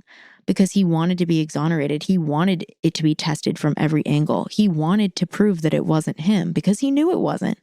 Yeah. And so did we. And so it's really heartbreaking to know that someone could go back and forth in their mind about what they think and clearly be unsure, but still provide testimony pointing to the fact that they had come to some sort of conclusion when they were clearly unsure. That has serious, serious detrimental consequences, not just for Ryan and us, but for the whole community. Yeah. I think one more thing that I found in just kind of doing a little bit of research of understanding faulty identification practices was the idea that jurors place a lot of value on eyewitness identification, despite it being so faulty and there being such low accuracy rates. And I saw, again, I have links for all of this, so let me know if you want me to send it to you. But they say in one study, 72% of jurors found a defendant guilty after hearing eyewitness testimony compared to only 18% who found him guilty without it.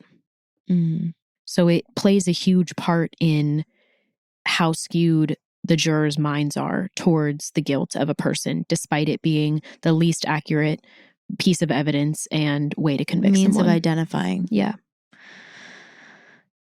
I mean, because when you think about it, we believe that people remember what they saw. We think even more so that if someone was traumatized and they thought their life would end, that you would remember very accurately who that person was that you were traumatized by. And the science shows that it's the exact opposite. We go into self-preservation mode. We go into survival mode. We're not taking detailed notes of what's going on in our surroundings and of the person who's inflicting harm on us. We're trying to survive. Yeah. And especially when you're talking about a window of 10 seconds, 20 seconds that you're seeing somebody, when you're looking away, you're looking down, you're looking up at them, you're looking anywhere that you can. You're not just staring at this person's face, taking notes. Yeah. So this is really important because this is the only evidence that was ever presented against Ryan. This is the reason why he got convicted. Yeah. Were these identifications. Yeah. And it was never presented again to the jury that she changed her mind. Yeah. So just to kind of end that, they have it on record that victim number 1 apologizes to the sheriffs and says, quote, "I don't want to mess up your investigation. I'm sorry that I messed up your investigation," by recanting my eyewitness identification of Ryan. Mm-hmm. So it just speaks to the mindset. Yeah. All right. So now to the fucking saddest part of everything. It honestly just continues to crash down into the pits of hell in terms of how depressing this is. Yeah.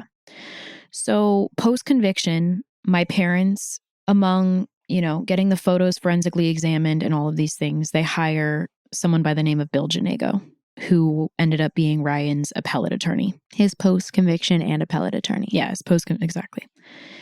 And his job was to spearhead Ryan's appeals in both state and federal court. So Bill Janego had signed a contract with our dad stating that he would file Ryan's direct appeal and his writ of habeas corpus that are filed jointly.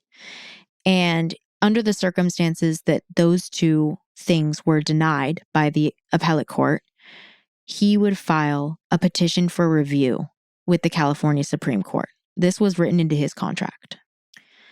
So he did draft Ryan's direct appeal and his writ of habeas corpus, which he submitted to the California appellate courts.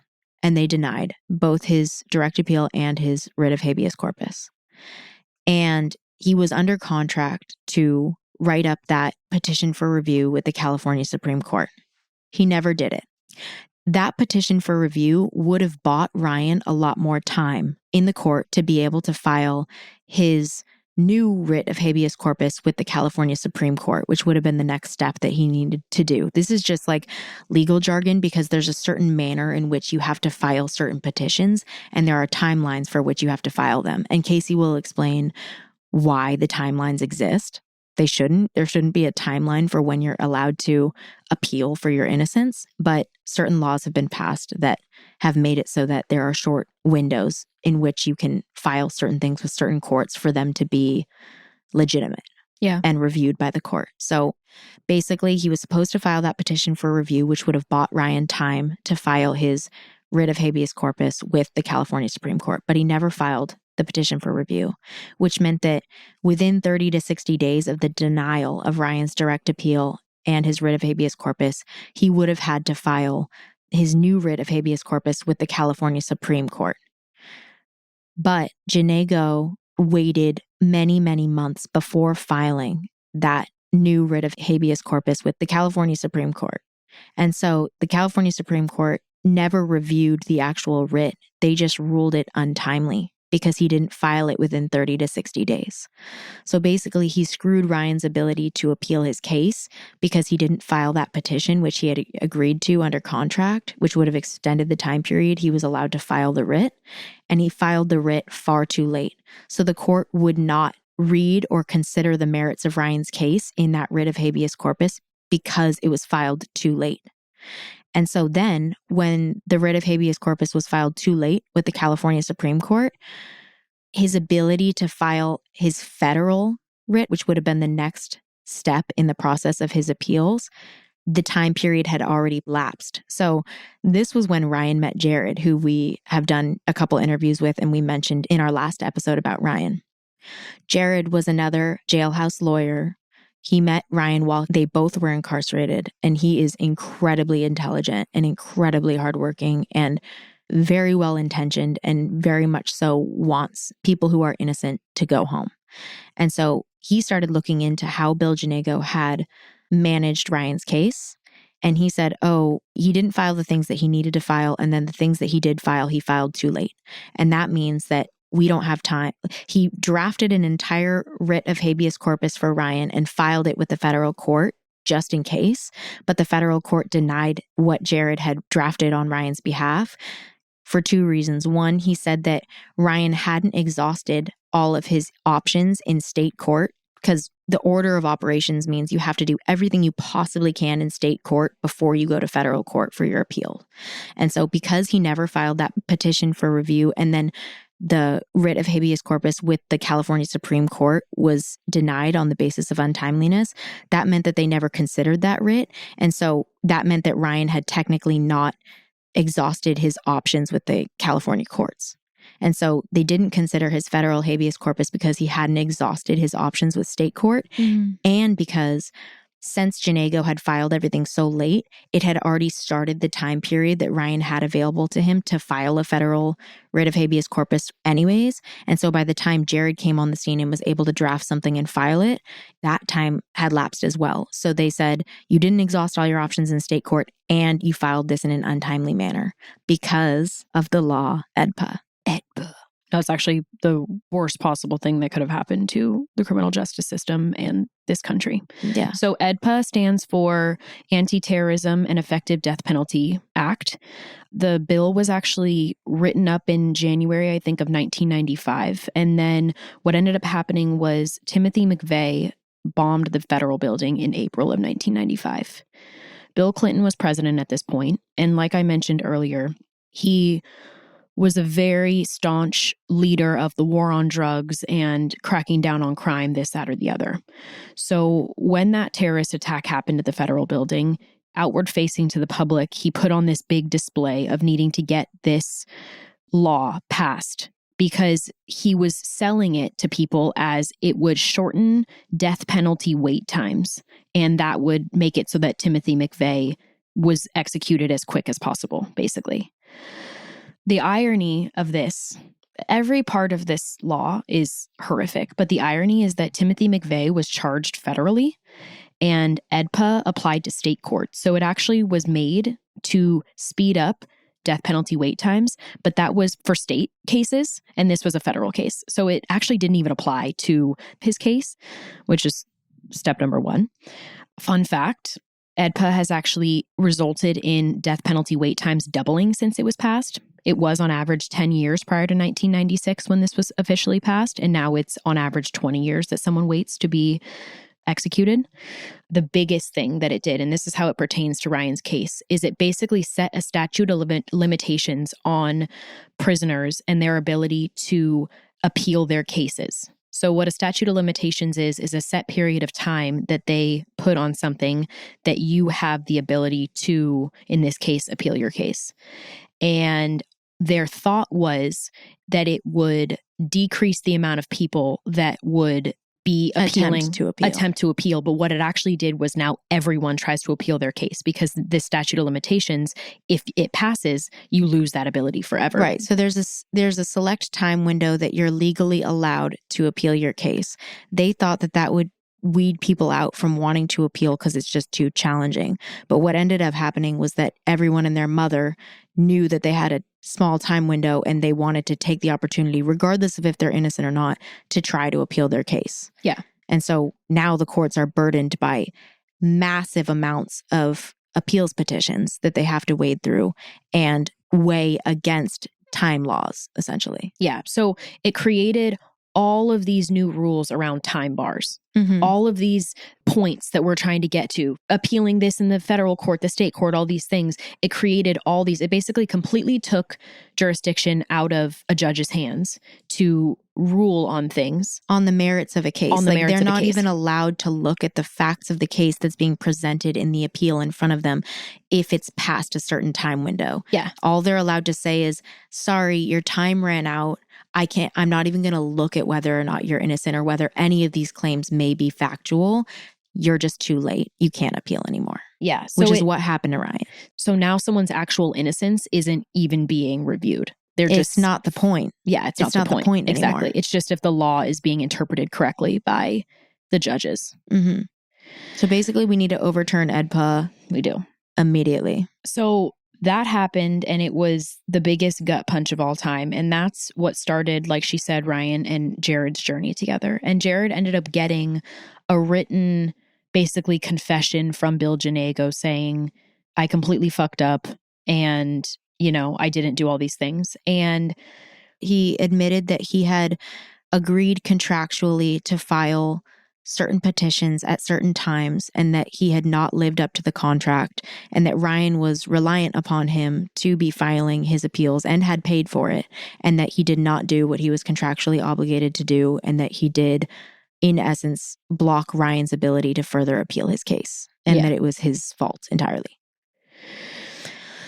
So moving on from there, Jared continued to try to file petitions on Ryan's behalf to get the higher courts to consider the merits of his case. He was looking for any precedent that he could possibly find to be able to get around this time bar loophole so that they would consider the merits of Ryan's case and rule based on the facts of his innocence and the facts that were presented in the writ that Jared had written.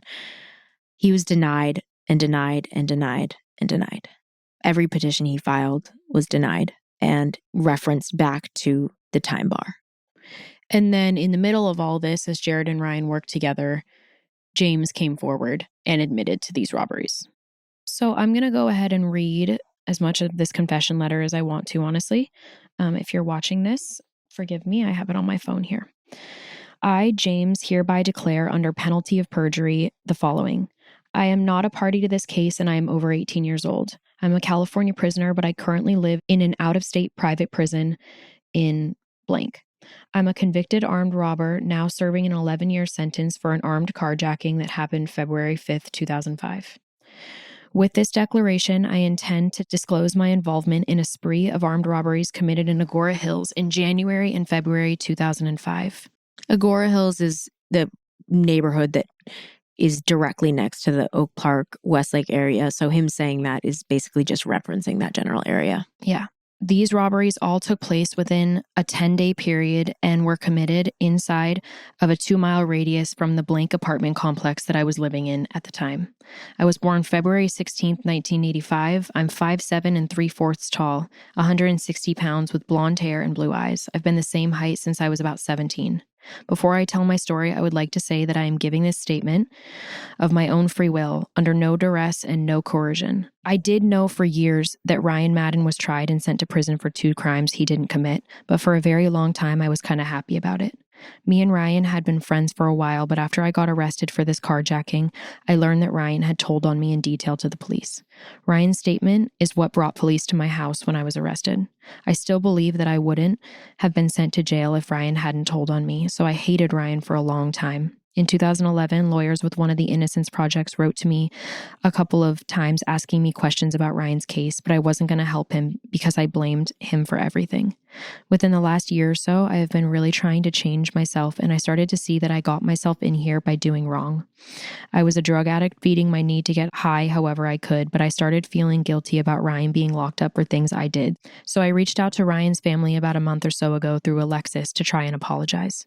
I finally talked to Ryan's dad and he accepted my apology.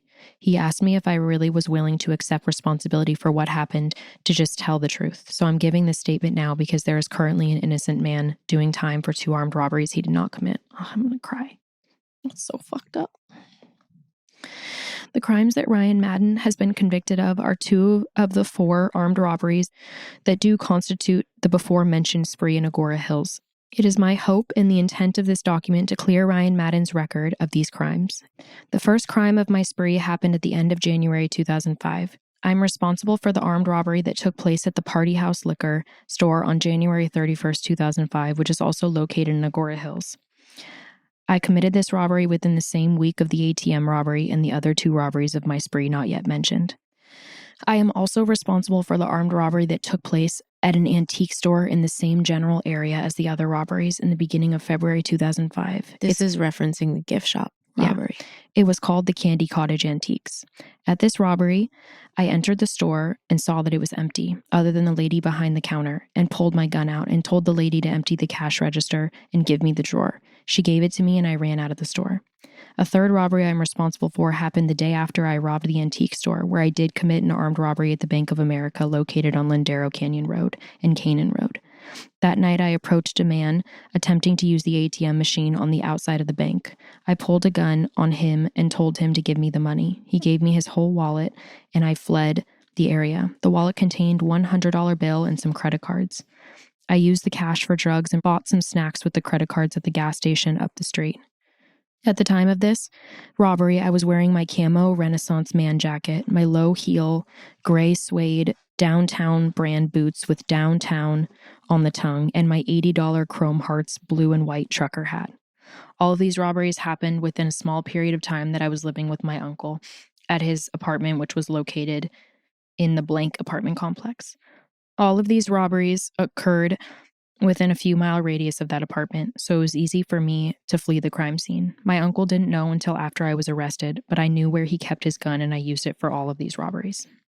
I hurt a lot of people when I was on drugs. I was high during all of my robberies. Ryan did not have access to my uncle's gun, and he was not involved in any of the crimes I was committing. This document is my first step to making it right. Thank you for your time and consideration.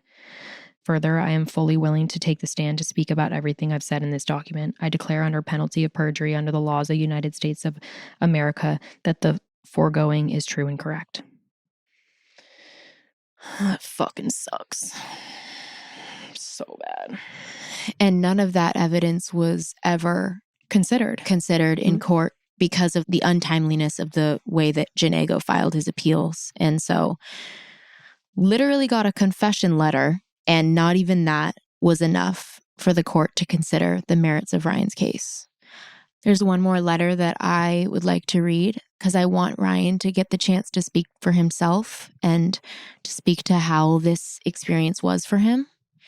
And he wrote a letter to an attorney that our dad had found and communicated with that had said she was willing to go interview Ryan. And this was in 2016. So he had already been in prison for 10 years. And he decided to write her a letter. And it's really sad. And it's very intense. But we're going to read it because we think that you should hear things from his mouth. Yeah. I won't say this person's name because she never ended up working on Ryan's case. This was April 2nd, 2016. He said, "Hello and good day to you. My name is Ryan Madden. I'm 29 years old and from Southern California. My understanding is that my father, Michael Madden, retained you in some capacity to review my case. I'm writing to thank you from the bottom of my heart for doing this. I don't know how much I can write, to be honest. At this point, I'm so emotionally distraught after 10 years of fighting that I can hardly bear to even look at a brief or cook up a strategy or even talk about it. I don't bother to tell people I'm innocent anymore because I don't want them to ask about the case, where then I'll have to relive it over and over again. I simply have nothing left. Well, I can't say nothing because I have the love of my family, which keeps my heart beating and keeps me caring and from allowing my heart to turn cold. So sweet. I wouldn't dare waste your time or fall short of being less than 100% real with you in all aspects because I don't have to. I could tell you I'm innocent, but what would that mean? They say every inmate says they're innocent, so why bother? I feel the evidence not only shows it, but establishes it without question that I did not commit this crime, period. I'll let the facts do the talking. The fact that you're willing to come see me puts a light in my heart that I have not felt for years. I'm not naive to the process. I've been in the system my whole life. Lawyers will always say they can't promise anything and not to get your hopes up. I know you aren't even officially taking my case, and I know you can't make any promises on what will happen or what, if anything, you can do. I'm not even sure I'm looking for justice anymore. There is no justice, only winning and losing. I don't know if you can imagine what spending 10 years in prison for something you didn't do feels like, or what it does to me, but of course you can believe it's not good. Over time, you get used to the physical restraints, the separation, the isolation, even the depression and loneliness. But what never goes away is the painful feeling that you were robbed of the very person you could have been. I wake up every morning terrified that I'll never be able to be a normal person, that I'll never be as good as I could have been had I not been wrongfully convicted. I die every day from the guilt and shame of even allowing myself to be put in such a position in the first place. but I was 18 years old, just a stupid baby, an infant without a clue. I've grown in many ways through this experience, and in others I may be stunted with pain, anger, and resentment that God knows I only wish I knew how to let go of. I'll tell you right now, the thing that hurts the most out of everything is the fact that if my mother looked me in the eye right now and asked me, "Do you love life?" the only honest answer I could give her is I don't know.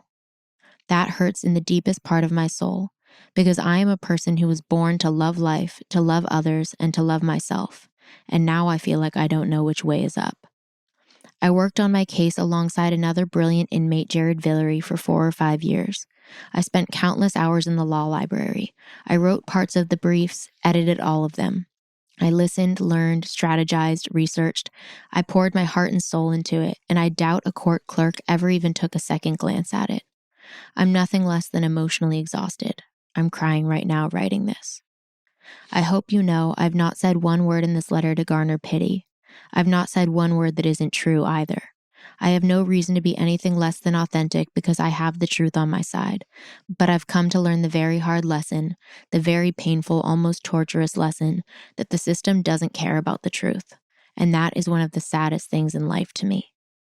Even though this is true, my one last great hope, the one thing that I still cling to, is the possibility that even though the system doesn't care about the truth, that people still do. Do you care about the truth? I think your credentials say you do, which is why I'm only going to ask you to make me one promise. I know you can't promise anything about any legal outcomes or give me any accurate percentages of my chances of success. I'm not looking for any of that. I've given that up to God. Right now, my heart is hurting bad. I'm hurting for what people do to each other, for the lack of communication, compassion, and open-mindedness in all aspects of life. I'm hurting for the loss of that person every one of us could have been. I'm so alone and so misunderstood. The only one single thing I ask of you is to please listen to me. Please let me tell you my story, and please look me in the eye and tell me you understand what I've been through. You understand the feelings I am communicating to you. I am 1,000% not asking you to tell me you believe I'm innocent. To be brutally honest, I'm not even sure if I care anymore, at least about whether other people believe me. If anything, believe the facts. Anyone can claim they're innocent. Some can even do it extremely cleverly and convincingly when they may actually be guilty, which is why I just don't even bother, because why talk about it? All I can tell you is I've been in prison 10 years and I've heard a million stories, but I can tell you with the honest to God truth, strike me dead if I'm lying, I have witnessed with my own eyes innocent men behind these walls. They exist. It is real. But I can barely even go there emotionally, which is why more than anything in this world, I need someone on this planet to tell me I hear you, I understand you, I feel you. That is the only thing that can heal me right now. I literally don't even need to hear I believe you. Just, I understand you. I've been fighting my ass off for over 10 years, begging, screaming, crying, and not once has anyone told me they get it. No court has had to address the merits of my case. No judge has had to actually judge. They simply hide behind the procedural bars, time bars, committed by an appeals attorney who was paid $80,000, which just blows the top off my mind that someone paid that much couldn't even manage to file the brief on time to preserve my chance to fight the good fight. And I can't do anything about it. I've tried everything I can. So at this point, I just simply need someone to talk to who knows the appellate law, who can understand the horrific nightmare I've lived through and the tragic incompetency I've been drowning in. I just need someone to say that they hear me and maybe even that they care. That's it. I know you aren't my attorney yet. I know there probably isn't much you can do, for me anyways. If I could cut off my left arm and sell it for money for you, I would, but I can't. So maybe instead of being my lawyer, you can just be my therapist for one day and allow me to get this off my chest. My dad's going to hate this letter, but I don't care. This is how I feel. This is where I am. Thank you for your time. Sincerely, Ryan Madden. I love him so much. I think it just explains everything, really. And this is why we're here. This is why we're doing this. Like he said, no court ever had to judge on the merits of his case. No judge had to really judge. His defense attorney did not present the evidence that would have exonerated him. His appellate attorney fucked him over. And at this point, Casey and I are adults. We're here. And we've figured out the ability to share with people and to build a community and create a community of loving people. And it's brought us here. Yeah, it's so painful. Like, my personality type is when something sets me on fire, I'm like, what can I do? What's in my general ability in this moment? And I've just sat here for the last week and a half and just, there's nothing I can do. It's done with this specific case. And I think it's something for me that lights me up so much in advocating for other people. And that's why it's so painful to imagine this happening to anybody else. It's just hard. It's just really hard. And it's hard that it's done. And it's hard that it's final. And, I feel like I have like his voice in my mind just haunting me of just begging someone to do something to be done, and For 12 and a half years. For a long time, he was so broken and so desperate for someone to start screaming with him, and we were trying to make shit shake in the ways that we could. But I just feel like I'm really questioning God of like, why did this happen like this? This is fucking painful, Yeah. And this last 2 weeks of being thrown back into the fire of honestly reliving this nightmare and getting deep into the details of what exactly happened. I don't even want to say this because without asking for pity, like this is the core wound of our lives. Like, this isn't a story. This isn't anything other than the truth of what happened to our brother. And by proxy, what happened to us. I was reading this shit like, this is my worst nightmare. And then having to tap into the fact that this is my life. You know what I mean? And reading Ryan's words, Ryan's interrogations, Ryan's constant and consistent and persistent adamance at the fact that this was not him and he did not do this. And just seeing how everything transpired, one nightmare after the next. And now in our adulthood, wishing that we could turn back time and intervene at any point and prevent what was happening from happening over and over again. It's fucking painful. And it's hard for me to even connect to my emotions on it right now because I feel such a responsibility to tell his truth because he lost his life and he felt so alone and he felt like no one cared. That's And the worst fucking I just part. want him to know how much I care and that I wish that I could have done anything to change what happened. And at this point, this is what we can do, is give him his chance to be exonerated in the way that we can at this point.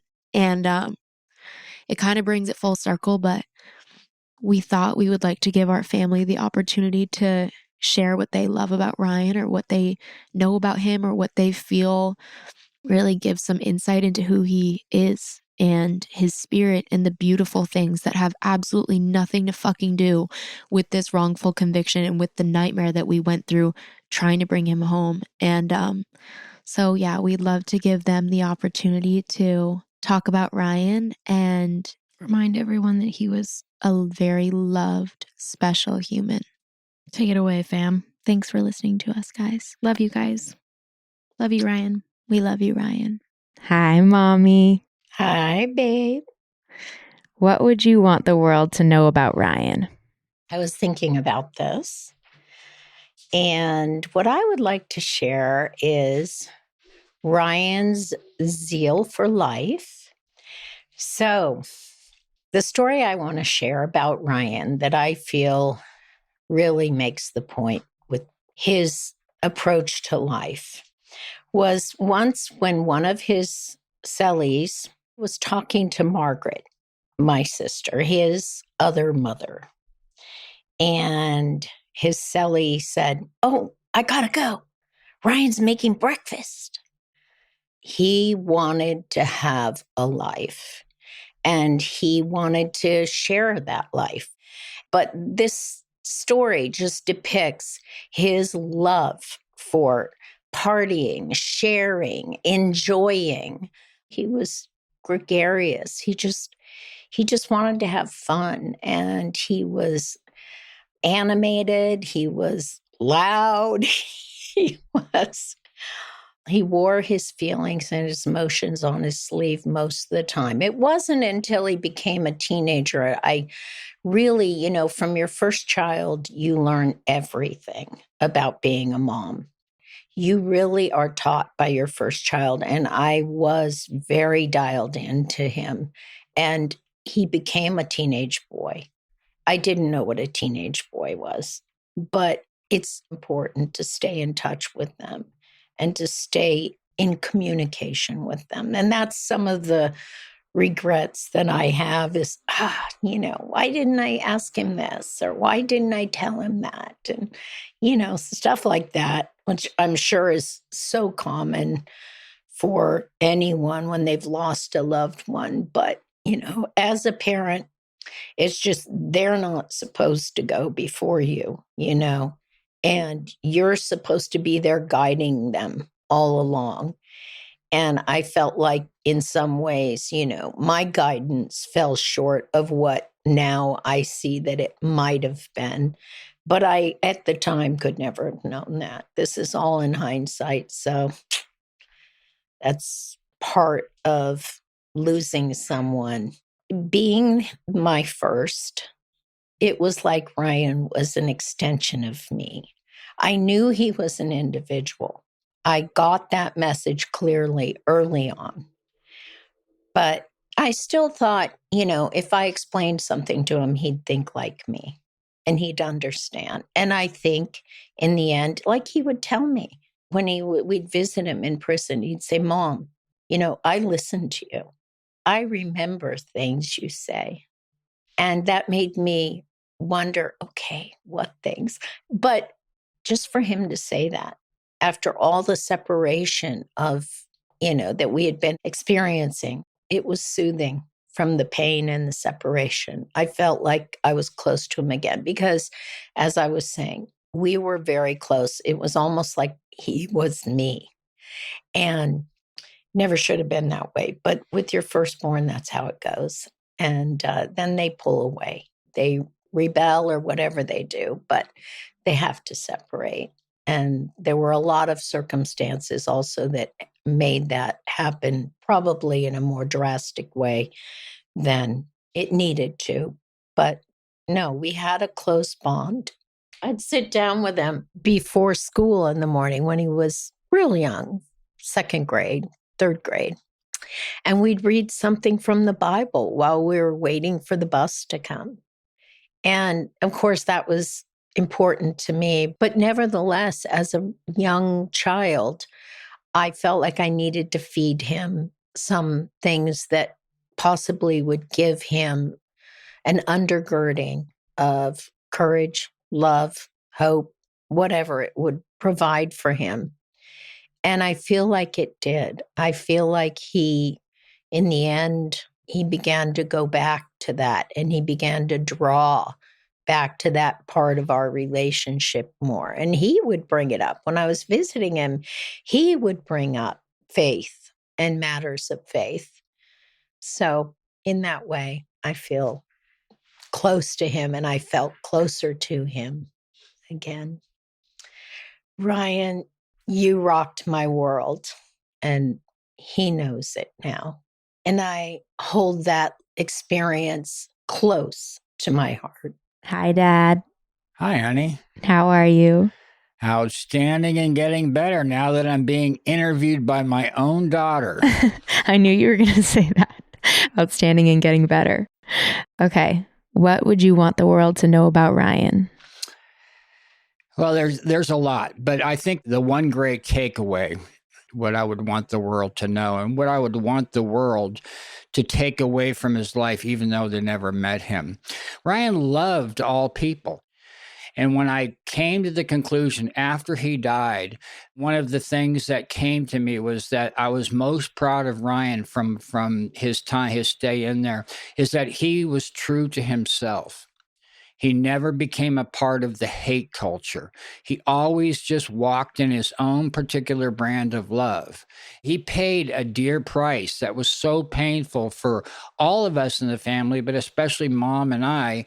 And so he never sold out who he was. He was true to himself. to the very last moment. And I think that's a legacy all of us can be. Can we be true to ourselves, even in the most dire of circumstances? And that was Ryan's life on a daily basis. And so when you say, can I say at the end of my life, my legacy was that I was true to who I was to the very end? He was. He was stubborn. He was bullheaded. He maintained his dignity throughout, being innocent. He turned his life over. He turned his life over eventually to the Lord, and he became kind of a transformed person inside himself. And I tell you, one of the things in our conversations, because of my background, was pretty checkered as well. And there are certain regrets that I had in certain phases of his life. And my circumstances were probably never as dire as his. I never went to prison, but there are other, we all have our own cross to bear, so to speak. But he started to see, and I was really grateful that he would take some of my life's mistakes and lessons and apply them to his own life. So I was grateful for that. But he was just an immensely talented person. He was probably the most talented by far person in our family as far as art, athletics. He couldn't sing, but he could dance better than me. But of course, anybody can. But he could dance better than all of you, except his mom. And he always felt his mom was an old school dancer. So in Ryan's mind, he was the best dancer in the family also. His life in many ways was sad, but the sad life is a life that someone who has been never unconditionally loved, or who never unconditionally loved someone else. And Ryan was unconditionally loved by his sisters, each sister, by his mother tremendously. She left it all out on the field for him with the devotion and the love that she showed.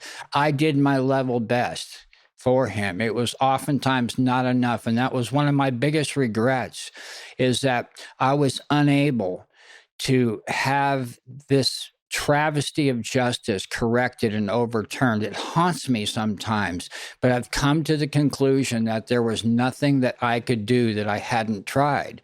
Everything that I tried, it didn't work. It didn't open the door. But if there was anything that the world could know about Ryan and apply into their own lives, is that he honestly tried his best to make lemonade out of the lemons that life gave him. Ryan, I love you. I always loved you. I did my very best. I apologize for not being able to get the job completed, but there's not a day that goes by that I don't think about you, that I don't pray for you, I don't pray about you, and I don't thank God. You were not a mistake. You had a purpose in this world.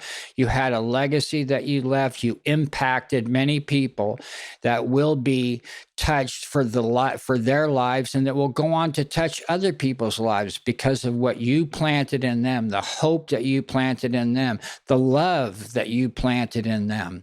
So there was purpose to your life.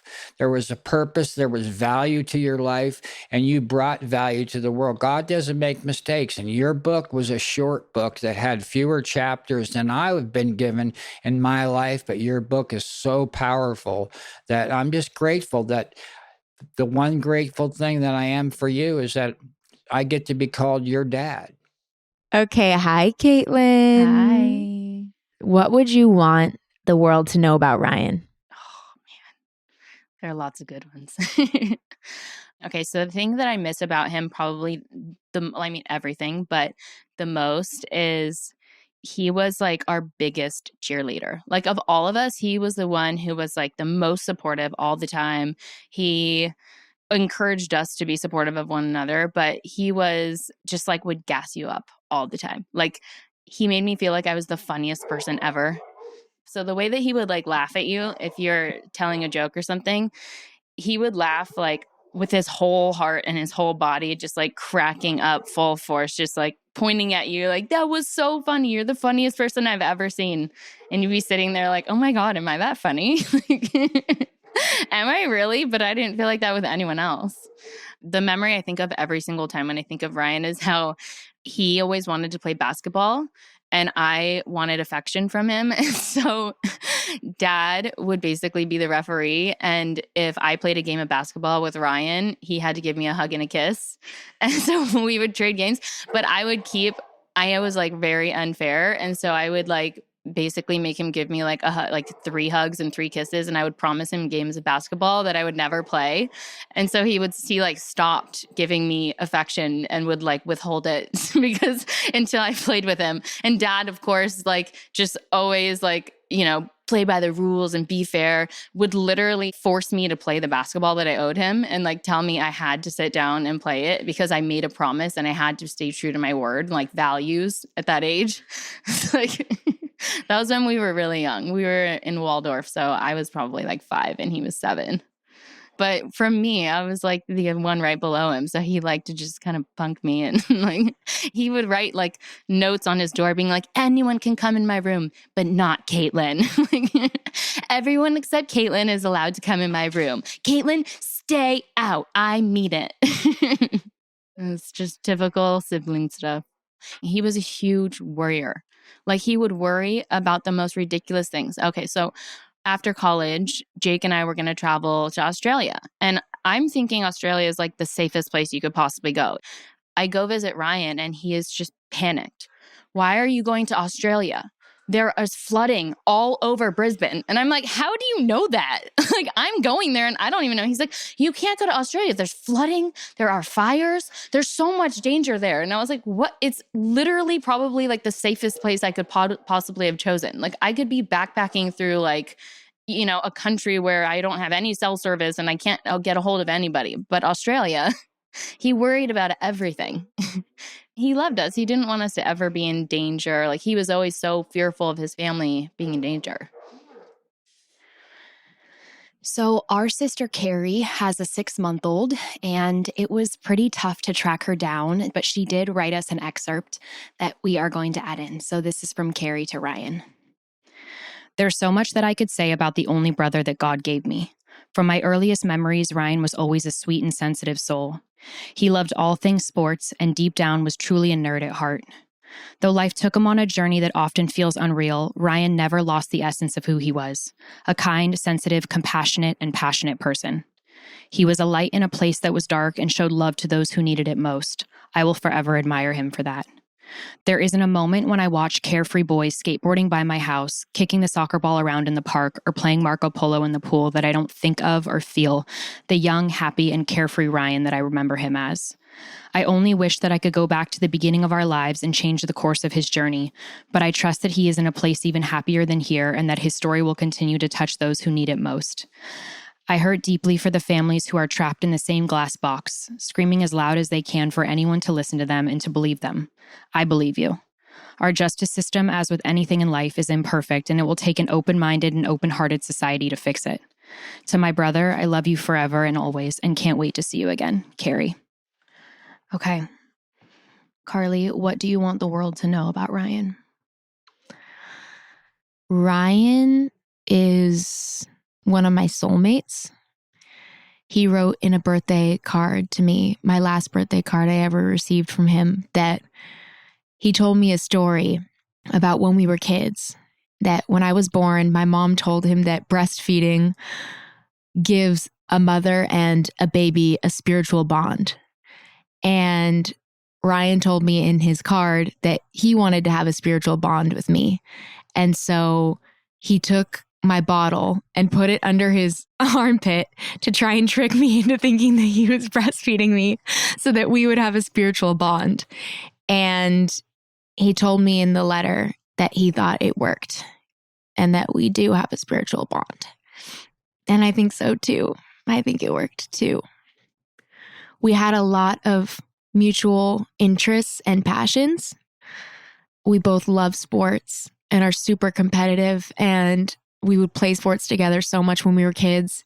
He schooled my ass every single time. They are the most competitive motherfuckers of all time. I can't with them. I'm working on it now, but if it was me versus Ryan, there's no letting up. But he beat me every time because he was magnificently talented at everything. We both love poetry and just emotional self-expression. And so such a huge part of our relationship was sharing poetry, and it was kind of our means of communication and understanding each other. I think another thing that I really connect with him on is the feeling of wanting to be understood. Something I remember saying right when he passed away was that I'll never have somebody who understands me like him ever again. Casey won't like me saying that. She will not like me saying that. You understand me. But Ryan made it a point that every time I was upset or frustrated or hurt, Ryan would always preface anything he ever said to me with, I know you, I know who you are. Basically just trying to reiterate that he understands me and he never wants me to feel misunderstood by him. And there was a level of safety in that relationship that I will always cherish and will always forever miss. I know it's going to be redundant, but he was the most loving, sensitive person ever. He truly hated seeing people hurting, physically, mentally, emotionally, in any which way. It strongly affected him. And he was the first person to take the shirt off his back and help somebody. Like, he genuinely wanted people to be okay and felt things deeply, was extremely empathetic and extremely emotionally tapped in. He was fucking hilarious. And when he laughed, his face got bright red and he would start crying and his eyes were so squinty and he would be like, yeah. And he was just like, he loved to have fun. He loved to celebrate. He loved to be around people. He was such a people person and he craved close friendship so much. He was the least judgmental person ever. So accepting of everybody, honestly, probably too accepting. And gave the best, warmest hugs, the tightest hugs, and like conformed his body in the perfect way to you and just was so present. And I just fucking love him more than anything. I love you. I will miss you every day of my life. I feel you everywhere. I hear your voice in everything. I see things and I know that it's you. Casey, what do you want the world to know about Ryan? You know, I think that the first thing that really comes to mind for me and that is really important for me is, despite these circumstances that have been shared, he was such a fully embodied human. And I think that's something that I sit with so much is his humanity was so rich and he felt everything so deep, deeper than me, I think. He inspired me to feel a lot deeper than me, honestly. And despite his circumstances, he was such a deeply soulful person.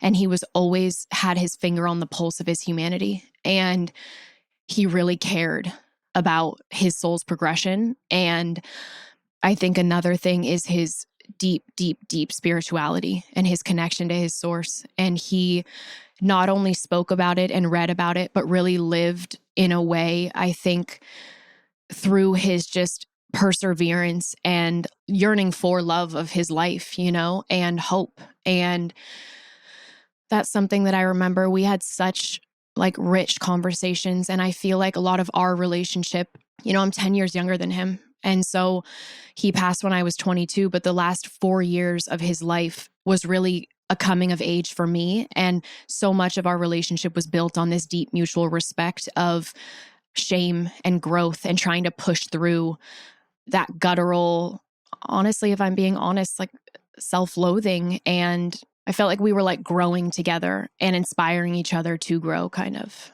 I think just generally, he was a very sensitive, silly, goofy person, like a very goofy person. Like this was not, he was like an ultra, ultra, ultra silly person and loved to laugh. Just like Caitlin said, he thought I was very funny and would always say it to me and was so... You are very funny. He was always so vocal about that and just like constantly laughing at everything I said. And he made me feel like I was a fucking comedian. He was good at fucking everything. He was good at everything. You were like, oh, I'm going to crochet today. And he was like, I made a blanket and I did all, I'm like, and not actually, like he didn't actually crochet, but it was like anything that he wanted to try to do, he could do. He was a brainiac, but at the same time, so artistic and imaginative. so athletic and just, yeah, if he put his mind to it, he was there. Yeah, I think the last thing I would say is that he was just a deeply supportive person, and he was an older brother that wanted to see all of us shine, and he was so proud of all of us, and I'm so fucking proud of him. And I know he's listening right now, and I'm so proud of you. And I know that you knew this when you were here, but I could not be more proud to be his little sister. So that's the last thing I have to say. I love you, Ryan. I love you, Ryan. I love you, Ryan. I love you. To my brother, I love you forever and always, and can't wait to see you again. I love you, and I'll talk to you soon.